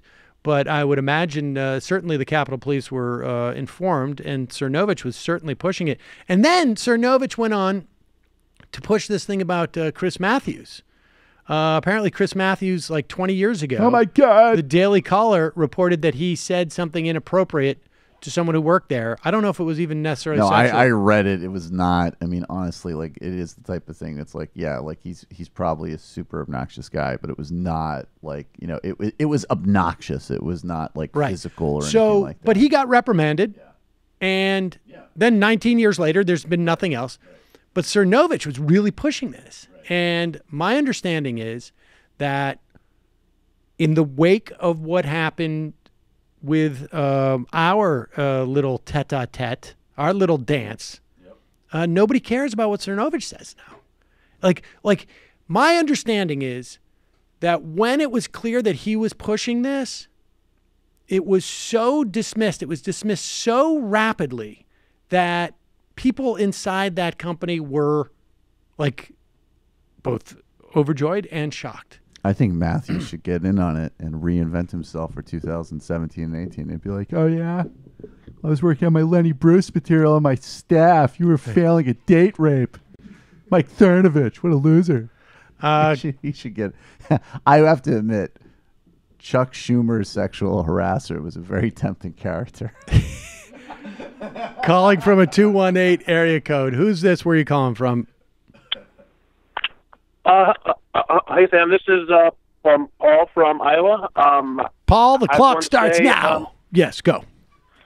All right, thank you. First off, I checked with on the new website. I still can't pay for a membership with PayPal. If you guys could figure that out, whether it's with Patreon or something else. Okay. But the real reason that I wanted to call was to shout out the four Democratic candidates who are running against Rod Blum in the Iowa First. Okay. He's a guy who, if you might remember, on May 9th, he walked out of an interview after being asked, "Why are you still taking donors, money from donors, if you are only closing the doors to everybody except people who are in your district?" So I just want to shout him out. Abby Finkenauer, who's a state rep from the state Iowa 99th. She is the DCCC pick, and she was on an Emily's list, I believe. Also, Thomas Heckroth, George Ramsey, and Courtney Rowe. If we get some support for those guys from any other listeners in Iowa, that would be great. We got to take out Blum. He's one of the vulnerable folks And also, if someone could please knock out Steve King, that would be amazing. That would be And awesome. That's all I got. Appreciate the call. It would be. All right. And listen, we don't have any, we don't have recurring for new members. We don't have recurring PayPal anymore. But if you send me an email at Majority Reporters, we can do maybe like a one-off payment type of situation. But we're trying to get away from PayPal. Calling from a 478 area code. Who's this? Where are you calling from? Well, Sam, according to my custom-ordered combination truck nuts and mud flaps, this is Jeff from Georgia. Hello, Jeff from Georgia. Sam, just a fun fact for you. That robot Obama used to be in the Hall of Presidents, but it could not stop executing program A.knockoutgame.exe over and over and over again. So they had to... Hey, Sam, we down here at the League of Extraordinarily Progressive Southern Gentlemen have never wanted to see a robotic Lincoln shoot lasers out of its eyes, any more so than this afternoon. All fan fiction included in that explanation, sir. I understand. I would imagine, and that is you're really that's impressive coming from the South. I know sometimes people get a little bit queasy about Lincoln down there. Yeah, only the, progressive bumfuck kind. Right. Sam, I have something kind of serious for you, because we down here at the League want people to realize what this tax plan really extrapolates. Once you extrapolate a vision from it, you see what I'm saying, son? Yes. And what it paints a vision of is modern aristocracy that doesn't pay taxes like corporations. It relegates medical care and pensions to charity-only events. Education becomes expensive, and great education becomes for the children of nobility and the idle rich.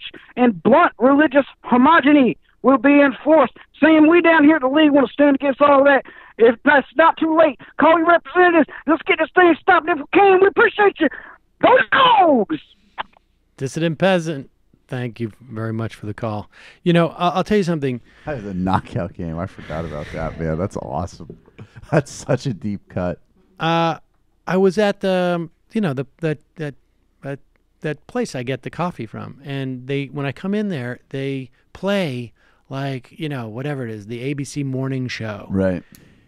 And I gotta say, I saw an ad for a coat drive, where they had all their celebrity people putting a coat in a box, like the guy from Ken Queens, Ken from King of Queens, that dude, Kevin James. Ken from Queens. Whatever the guy's name is.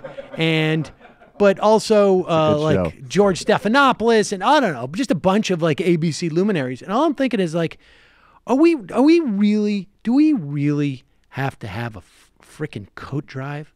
Are we really in a position where we have a population in this country that can't afford a coat in winter?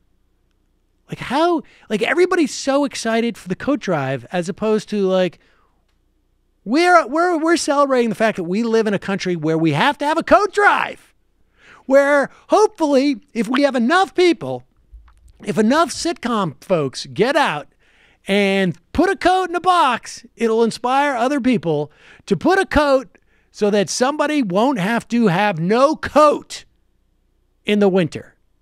Just how sick. It's just it's obscene. The level of excitement. Hey everybody, we're putting a coat in a box, and somebody there'll probably be some people who don't get a coat, but a lot of people are going to get coats. Well, it's like how Kickstarters for medical bills are, presented as positive, uplifting stories. Right. This is great. They were able to get this guy his insulin money. Sorry about those other two guys who couldn't get their insulin money, but for every 2 or 3 people who can't, we have one who can. So. But that's, it's sick. That's capitalism, it's dude. Sick. It's totally sick, and then it outsources the obvious public provisions into people's own sort of personal sense of moral posturing. Yeah, it's sick. I just I don't know what It's great to be speaking to the graduating class at Howard.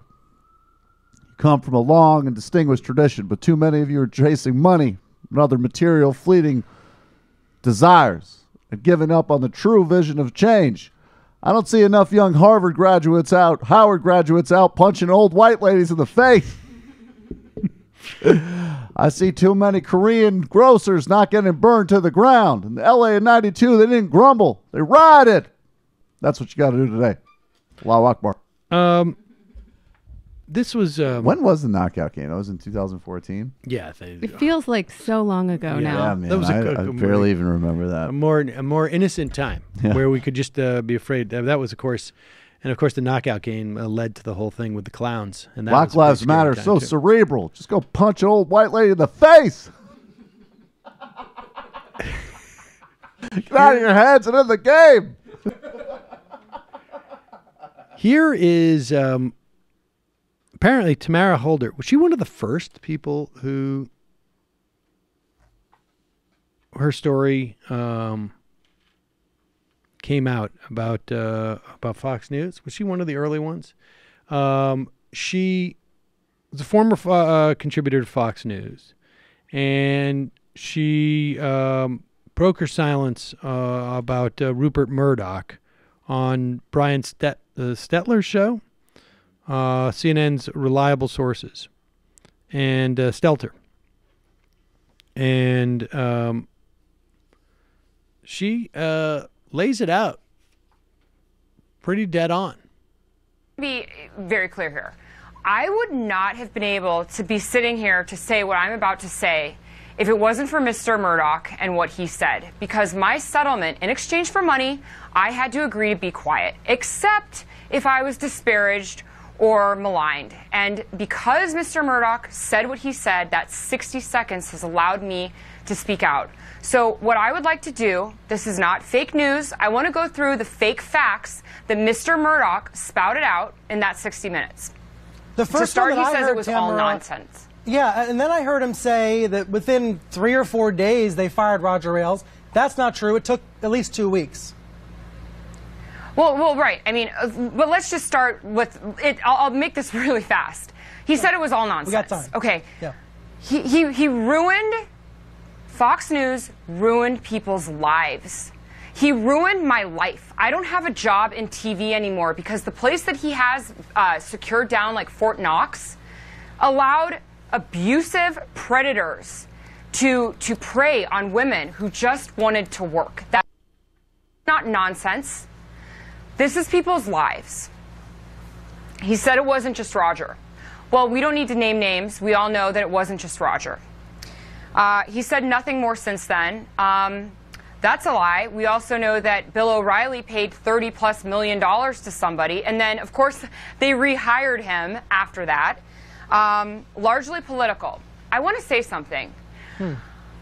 I gave up my law practice to go to Fox News in New York, to work for Fox News as a Democrat, to be a sports commentator, a legal commentator, all of those things. I wasn't planted by Hillary Clinton or Nancy Pelosi. None of us were. We just wanted to work. And when we came out and spoke out, this had nothing to do with politics. This had to do with something that Mr. Murdoch knows every day, and that's called rights. He has rights. He's not worried about anything. He has all the money in the world. He's cool. He has billions. We just wanted to work. That's all we've ever wanted to do was work. And it has nothing to do with politics. He says that there were cases that amounted to flirting. Let me be clear.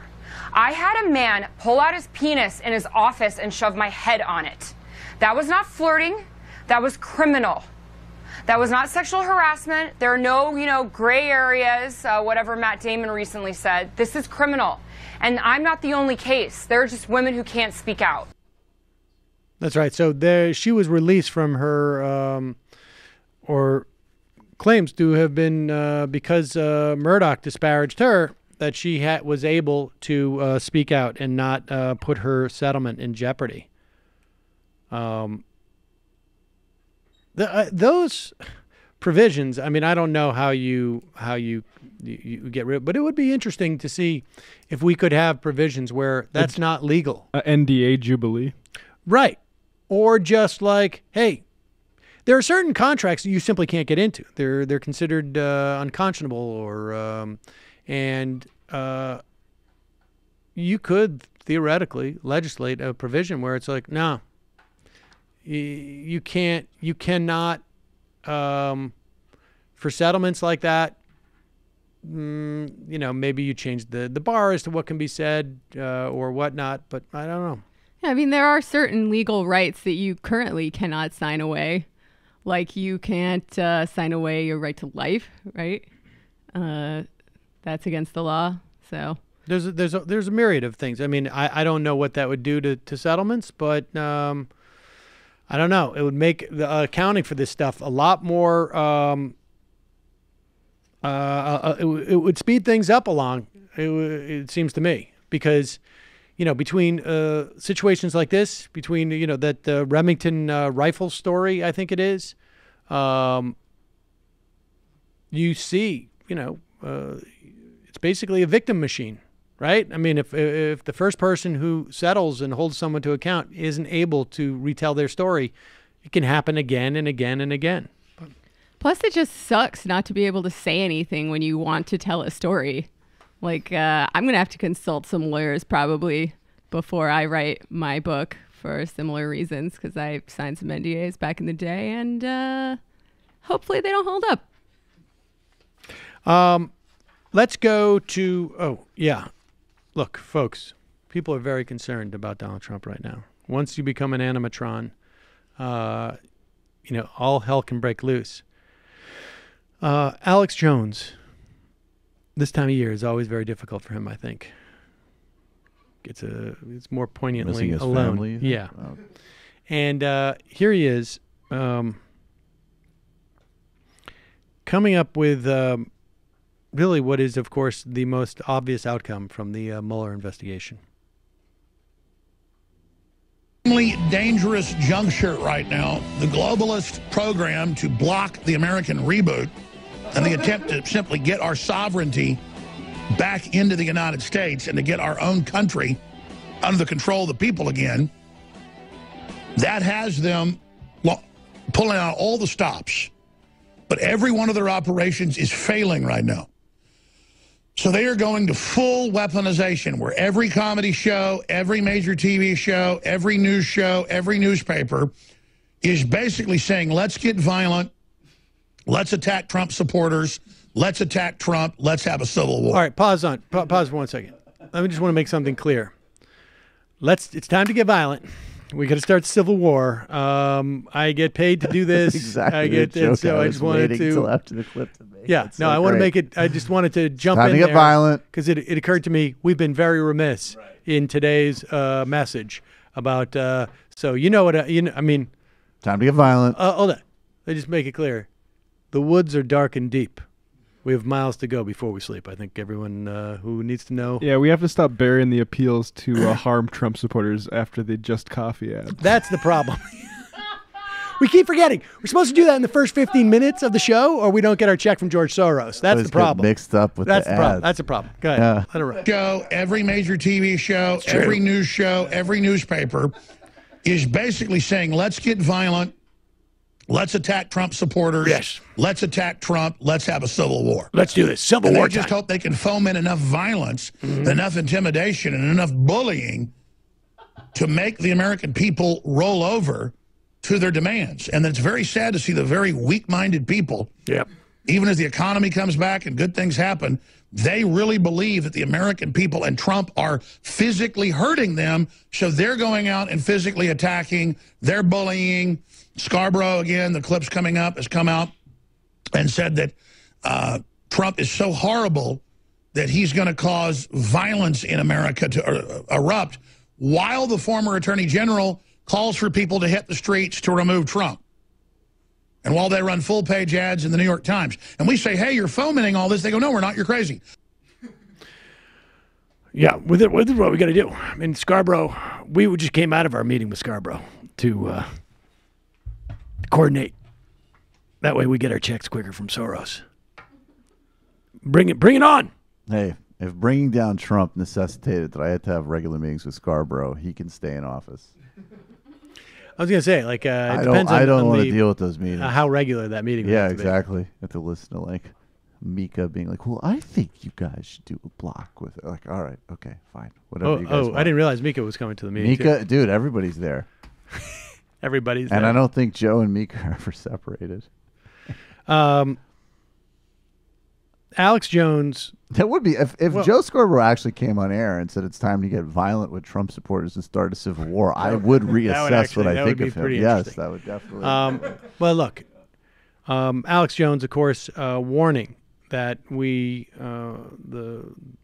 of us who are involved in YouTube shows like this or podcasts or comedies, news media, retail outlets, transportation industry, livestock, unboxing videos on YouTube. Everybody seems to be on the same page to incite violence against Trump supporters. That's not the only warning that Alex Jones has for us at this time of year. Goes to a lot of Christmas parties, and sometimes his gut gets a little bit more sensitive. The FBI get away with this. I don't know how Eric Holder and Loretta Lynch or James Comey or Eric Holder. I don't see how Strzok gets away with this. Did you say Eric Holder, Loretta Lynch, James Comey, and Eric Holder? All right, that's one of the things you wanted to break. There are two Eric Holders. Good. The FBI get away with this. I don't know how Eric Holder and Loretta Lynch or James Comey or Eric Holder. I don't see how Strzok gets away with this. And there's only a couple others. The Justice Department official, his wife at Fusion GPS. I don't see how they put Humpty Dumpty back together again, and that's the issue. They're now at the full-cornered hyena point, and we're moving in for the political final blow, and they're going to hit us with whatever else they got. I think they're going to go ahead and make their move to kill the president. I think in the next 30 days, I think they're going to make an assassination attempt. My gut. I see all of it together. They're that desperate. They're either going to give up or they're going to activate their cells. And a lot of my smart sources agree with that. And they've got a lot of mentally ill Democrats and people inside the Secret Service, inside other places in government. Whenever the Clintons and then the Obamas would go into military areas, they'd have everybody take the clips, the magazines, the ammunition out of their firearms. Trump isn't doing that. They're not taking the ammunition out. I don't think they should. And the president, if he's going to get killed, he's ready to get killed. And that's just where this is going to go next. And it's going to be like when they killed Julius Caesar. You know what happened to the plotters? I mean, they really brought down hell on them then. I mean, I don't want the president to be killed. But if they are dumb enough to actually do it, boy, they have sealed their warrant of death.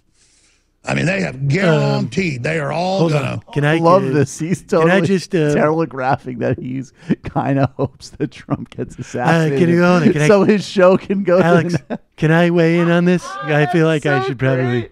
Now, I don't want it to happen. It would be terrible. It would be like, but anyways, could you imagine the content ratings bonanza if let me just tell the plotters were able to kill Donald Trump? In the event that there is an assassination attempt, this video here is going to go viral. I have never. And so I'm going to be doing this for the next. It was interesting. I have never seen an actual clip in any type of mass media platform that has come as close to actually. I'm not calling for his assassination. I'm saying I'm well positioned for his assassination. No, I don't want it to happen. I'm not involved with it. I'm not advocating. No, I'm not advocating. But it would be great. It would be for the numbers. It would be great for the country as a bank shot.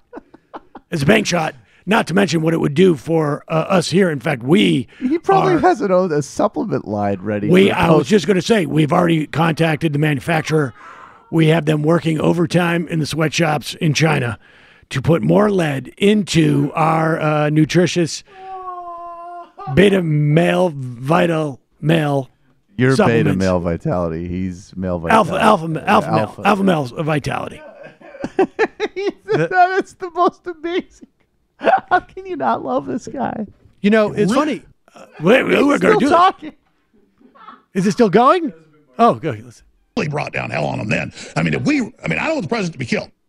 But if they are dumb enough pause to it for 1 second. I think if you are in the middle of a monologue and in about 3/4 of the way through the monologue, you got to say like, "Oh, I don't want the president to be killed. I don't make no mistake. I'm not advocating the killing of the president that I ostensibly support. I just want to make that. I feel like I need to make that clear right now, just in case that's what was coming through. But good. I mean, I don't want the president to be killed, but if they are dumb enough to actually do it, boy, they have sealed their warrant of death. I mean, they have guaranteed they are all going to probably never even see court. So they're playing chicken with people that are ready to mash down the accelerator. Because I know I'm mashing it down. I'm pointing my car right at the nose of theirs. So is Trump. That's the spirit. Just, you wait a second. Wait a second. I don't like how he. No, I just have to interject. I love how he talks. Like I was watching a documentary about Thomas Sankara the other day, who was this leader in Burkina Faso, and they were talking about his assassination and how he like sort of accepted it on some level as just like the reality of what he was trying to do in his country, and the idea like Trump would literally not inconvenience himself for like an hour for like any type of concept of greater good or contribution. So what makes this clip even better is he's just sort of like, you know, Trump's just like doing it. Like he knows the risk. Trump doesn't care. Trump's like, not only do I want everybody to put more rounds in their rifles, I want every safety turned off. Every safety. In fact, I want every safety to be filed down. I don't want anybody even to have the ability to put their safety on when they're handling a weapon around me. In fact, I want everybody, when I march through down there, I want everybody pointing their guns at me, and I want their fingers on the trigger and then I want a series of loud noises to go off. But the amazing thing is he's like, and if they assassinate him, they'll probably all go to jail. Like saying, like, oh, they may not even send him to jail. It's possible there could be, like, he sort of gets himself into a corner here. Ballparking at best. They're going to. There is no doubt if they try to assassinate the president, they're going to get in trouble. That's definitely not getting in trouble off the table. Totally 100% sure gonna be in trouble because that's the way Donald Trump, when he drives, on a few occasions they all actually, like when he pretends to drive a truck, he's gonna go straight forward. Good. Mash down the accelerator because I know I'm mashing it down. I'm pointing my car right at the nose of theirs. So is Trump. That's the spirit. Just you awaken the sleeping giant, pedal to the metal. Only thing that feels good is to not turn. Not turn. Dude, we're going to, I'll tell you what we're going to do. We're going to, if Donald Trump is in any way hurt or harmed, this show is going to become super InfoWars. That is like hyper super info. That's what we're going to do. Just aim right at you. We're going to, in fact, we're only going to have one camera. It's all going to be straight on. It's not going to be side shots. No more of the side shots. Aim right at with a weekend show. No more Cernovich. That's right. We'll have real guests. We're going to add adding the weekend show. If they assassinate Donald Trump, we're adding a weekend show. We're going to broaden our... No, but I swear to God, the closest by the end of that clip that I could think of an analog, like Pep's talk that he was giving to Trump was like a suicide bomber. The guy's lacing you up. It's like, it's going to be great. You're going to be a martyr. You're going to go... There's going to be 70 virgins. It's going to be unbelievable. If there's any attempt on your life and it's successful... we are going to launch a new members version of our weekend podcast. Not even going to hesitate. In fact, we'll probably also we probably will come out with a series of commemorative mugs. Is there any doubt that Alex sell. Jones has the most like loyal Democratic voting record in the country at this point? Like, oh my God! He voted for Obama twice. He voted for Hillary. Like he knows where his bread's buttered. I have a feeling like every member of his family has maxed out on contributions. Exactly. For him. Like just get it to what is please. It? I mean, I'm having Priorities USA. God damn it! Contribution. God damn it! She loses the goddamn election. I got to go out there and make up. I got to pretend that he's going to get assassinated just to get some excitement around here. Jesus. God damn it. So close. I thought that was son of a bitches really in Wisconsin. God damn it. I could have been making. God damn it. The Democrats, they couldn't even make clear their message was so weak that they couldn't even make a persuasive argument of voter suppression. I had to hold off on that 4K, the 4K full length monitor I was going to put behind me. God damn it. Why couldn't Obama have run for a third term? The guy knew how to manage the economy and he knew how to excite the base. She loses the goddamn election. My wife takes half of what I got, all in the same frickin' month. Believe it. Can't believe it. Worst thing ever happened to me. All right. Cut. All right. Anyways, next segment. Hey, if he gets killed, it'll be really bad. Sure. Like, where do you go from there? Like, what's he going to do in like what's he going to do at the end of this year of 2018? They are talking about trying to melt him, physically melt him. They're trying. You ever seen? They're not going to just kill him. They're going to use some type of like diffuser It's from ray. Russia with into love. dust. They want to strap him in a chair. They're going to use an X-ray. I vow right now that if they find some type of device that actually makes him, like powderizes him in some way, I will glue each piece of powder together to reconstitute him. You know what Obama's secret code name is in the world government? I just found this out. It shocked me. It almost gave me a heart attack. Dr. No. It's coming. Calling from a 267 area code. Who's this? Where are you calling from? 267. 267. 267. 267. Calling from a 781 area code. Who's this? Where are you calling from? 781? Hey, Sam. Okay, got you on the clock. Sam, this is Avram. Noam Soprano. Okay. I'm calling from the Bada Bing food truck at the MIT Fab Lab. All right. Next time all of you talk to Julia Ioffe about Putin, and you feel the urge to discuss the proper place to dispose of the bodies of Russian mafia in southern New Jersey, it would behoove you to remember that it's the Pine Barrens, not the Pine Woods. Or else, when you attempt to share your institutional analysis with your audience, you'll look like Fugazi News. Or worse, someone with cannoli cream between their ears. You got me so frustrated over here, I don't know whether to say Baba Booey or Ronald Reagan. All right. Well, I think Ronald both Reagan. works. Yeah, I appreciate that. I think for this show, it should be Ronald Reagan. Ronald Reagan. All right. Appreciate the call. That's pretty funny. How awesome would I that started be if people really, called in? really skeptically, and then it got good. Calling from a 786 area code. Who's this? Where are you calling from? Hello. Hey, Sam. Hello, everybody. I'm Michael. It's Tony from Miami. Hey, Tony. We got 2 minutes. Go, buddy. Hey, man. How's it going? Oh, it's the first time I ever get to say, hello, Jamie. How are you? Hi. How you doing? I'm fine. Hello, everyone. Actually, this is a question for everybody, okay? Really quick. I'm going to take it off the air, okay? Recently, I've stumbled upon, like, vinyls and records, right? Long plays and stuff, right? And not so long ago, I stumbled upon a original press of Queen, okay? The same very album with We Will Rock You and We Are the Champions, right?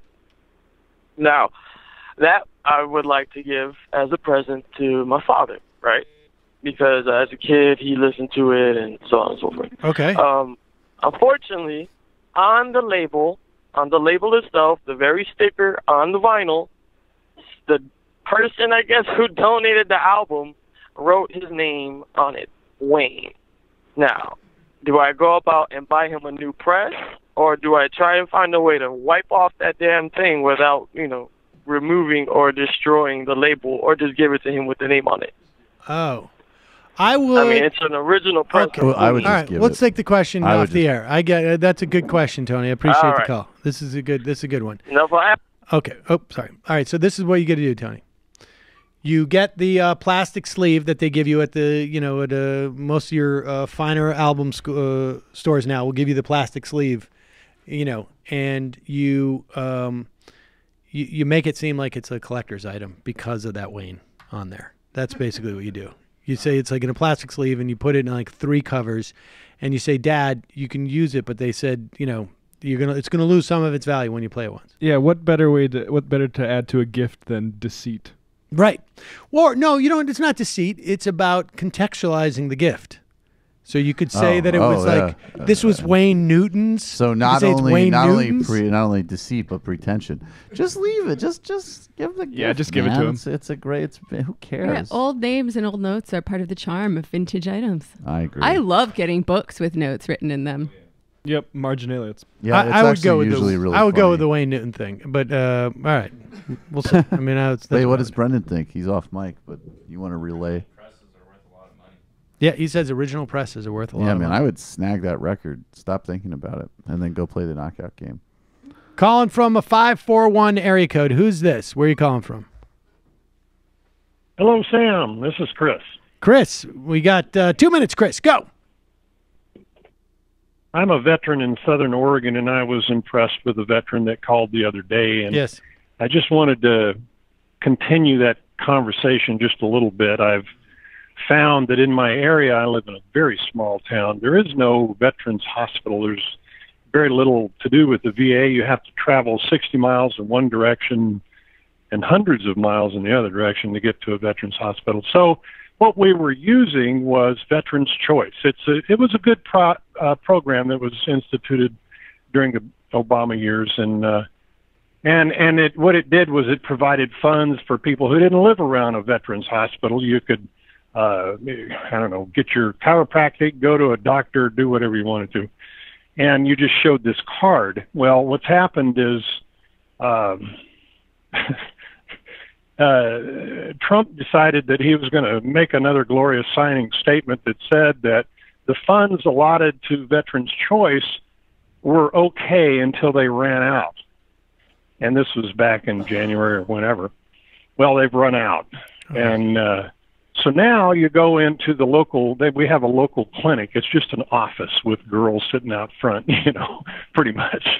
And you go in there and you say, well, I need to go and get this done, whatever, we don't have this around here, so I'm going to use Veterans Choice. And they say, we don't have any funding, we don't know when funding will come back, and it's kind of a la-da-da-da-da game. I mean, they have some kind of funding because they're paying the people in that office. Right. But they don't have funding for the actual veterans who need the care. You understand what I'm saying? Nuts. And I mean, anyway, I just wanted to. That's disgusting. Has anybody put that out there? I appreciate the call. Have you seen anybody? Has anybody reported on this? Is this story out there? Because I haven't. I haven't seen it. Nope. I haven't seen a word. I haven't heard a word. Nothing. All right. I only know from my personal experience. It's called Veterans Choice? I'm afraid. Veterans Choice? Yeah, the program was called Veterans Choice. That was the program. Okay. And it's still there. It's just, they have no funding money, to actually do anything beyond have it exist. Right.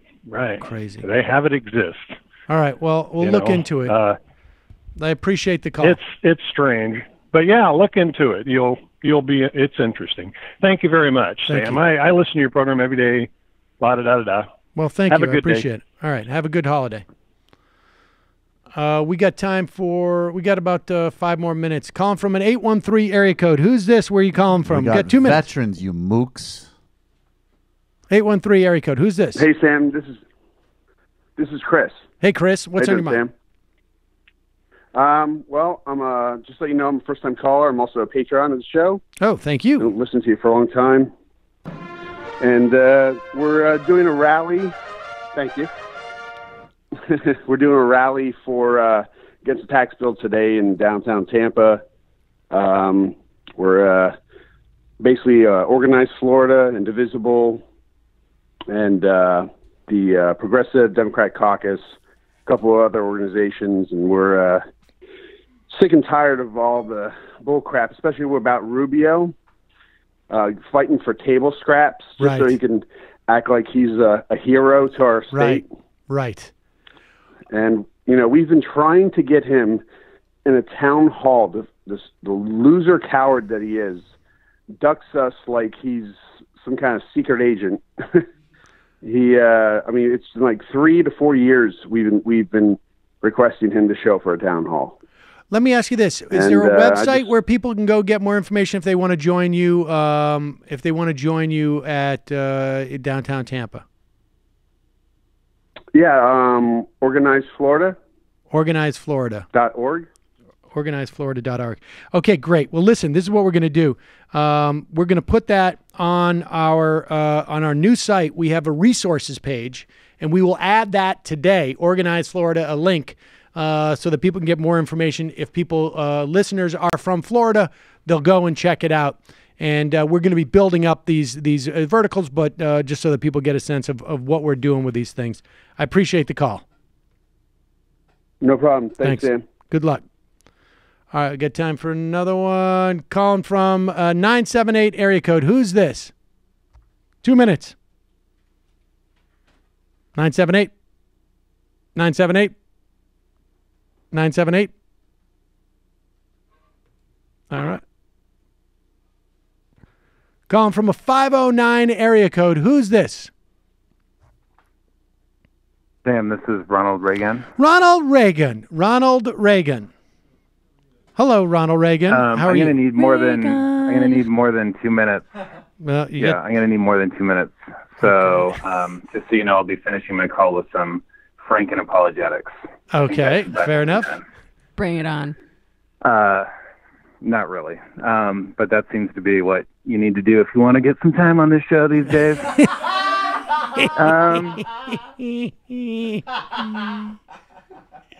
Sam, do you notice anything different about me right now? I do a little bit. It sounds like you have a new, less quality phone. Well, actually, I've got the mindset. Oh, is that right? I was going to say, you also sound like you're a little bit more sort of like confident. Yeah. I'm just over here, like, I got a really good stance going, and my posture is pretty good. I'm acting kind of cool, but, like, not too cool. Right. And I actually did spend a good portion of last night reading The Gorilla Mindset, and I just thought I'd tell you about it real quick. Please do. So I got the book to call in and read it as sort of like a joke, and then you did that same thing on Chapo, so it kind of blew that. But so I decided to just read it, and I was expecting it to be terrible, but not like completely terrible and incompetent in every imaginable way. So, for example, he quotes Wikipedia. He defines. He quotes the Wikipedia definition of mindset, the word mindset. And I was like, wow. Okay, that seems a little lazy, doesn't it? Yeah, this guy's 10 years out of law school at this point, supposedly. And I mean, everybody knows you shouldn't do that. And then, like 3 pages later, he does it again. He requotes the Wikipedia definition of the same word. Anyways, it's riddled with typos, and he keeps quoting Tony Robbins, and again, it's like the same quote of Tony Robbins. And like, I'm not delusional enough to think I could write a self-help book, but if I gave a stab at it, I wouldn't just quote somebody who's like actually a famous self-help person. I would pretend like it was my own idea. You know what I mean? In other words, like, you're he's saying not even good at. Who's the best self-help writer? Tony Robbins. So I you're should saying quote him. You're criticizing him for having the integrity of citing his sources. Is that what I'm understanding? No, I mean so first of all, I mean, the main question I had was, how is a lawyer writing a book that is supposed to, according to the cover of the book, it's going to make me rich, happier, more confident. It's like 50 things that this book is going to do, and he only has 175 pages to do it.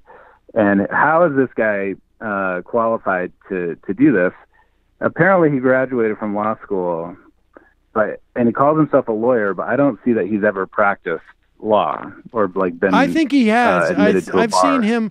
I've seen claims that he defended actually I think it was a rapist or a sexual assaulter. So I think that's where he got his tips. Okay. I'm not 100% sure about that, but Your Honor, Yeah, I so- defy you. Anyways, I got really into this guy last night. I was going back and reading his archived law blog, and I listened to an early episode of his podcast where he says that to pick up girls, you should wear red pants. He's got red pants. And he says that, you're going to have to send us that clip. You're going to have to send us that clip. He says that to pick up girls, you need to be fashionable, which is totally true. But his phrase is gay -1. So you should look at the gay dudes because they're fashionable. Oh, so he's a smart but like, don't be totally gay about it. You know what I mean? Interesting. It's sort of like the opposite classic of you, pickup Sam. artist. Gay, but not. Isn't that like metrosexual? Isn't that what that is? Isn't Hey, it? just don't dress like shit. It's very simple. Well, I don't think we should get too carried away. Well, I mean, I'm sure his you need to be interpretation more of it is specific. For terrible. example, red pants. Wear red pants. All right, well, listen. You gotta and commit listen. rape. Ronald Reagan, you need to send us the clip from that red pants Mike thing Thurtovich dating advice. in the First, podcast. wear your red pants. You need to Jen, send us don't that. listen to Yeah. no. Exactly. But I do recommend. Here's what I'm going to do for the listeners. I'm done with the Gorilla Mindset, the physical copy I have, and I'm willing to send it along to another MR listener who's looking to improve their life and maybe make more money. So get at me on Twitter, and I'll forward it along to the office to see so this we can thing. have it as a resource. What is, go to we'll waste. get our own. All right, so what is your Twitter handle? It's at Yakima, Yakima Abogado. That's Yakima me. Abogado, ladies and gentlemen. Now, and I appreciate that, Ronald Reagan, ladies and gentlemen, that is the final call for the day. Why don't you tweet at Ronald Reagan? Here's the thing. If we get enough people of our audience to read that book, we should all just read that one copy, though, because you don't want to actually put any money in the pocket of what's-his-face. Maybe somebody could digitize it or something. Someone could digitize it, pass it around. Maybe Google Books might have it. Then we would have just an incredibly powerful, successful audience who could support the show more. Yeah. Right? The business could grow. And in fact, we could probably, I mean, if the left in general wasn't such unbelievable puss bags, we would have killed this tax bill. So we need to start reading books like this. That's right. Well, I do. Put on red pants and get I wonder if there was really anything the Democrats could have done to kill this tax See, bill. it's exactly that mentality that gets us lost every time. It is. That's not the gorilla mindset. Yeah, That is not the gorilla like, mindset. that's like the bonobo with Down syndrome mindset. It is the. I don't know what we could do to beat it. The what? Yeah, I don't know what we could have done. It is the most unpopular tax bill in the history of tax bills in terms of the poll. House just It just didn't matter. Yeah, I mean, these guys were going to vote for it no matter what. We should come up with the titles of the chapters for the Cernovich book, like Always Wear Red and Deny You Were There. Always wear red. And have a good alibi. Never listen to no. Text her the next morning. Right. Leave a paper trail that makes it look like everything was okay. Right, exactly.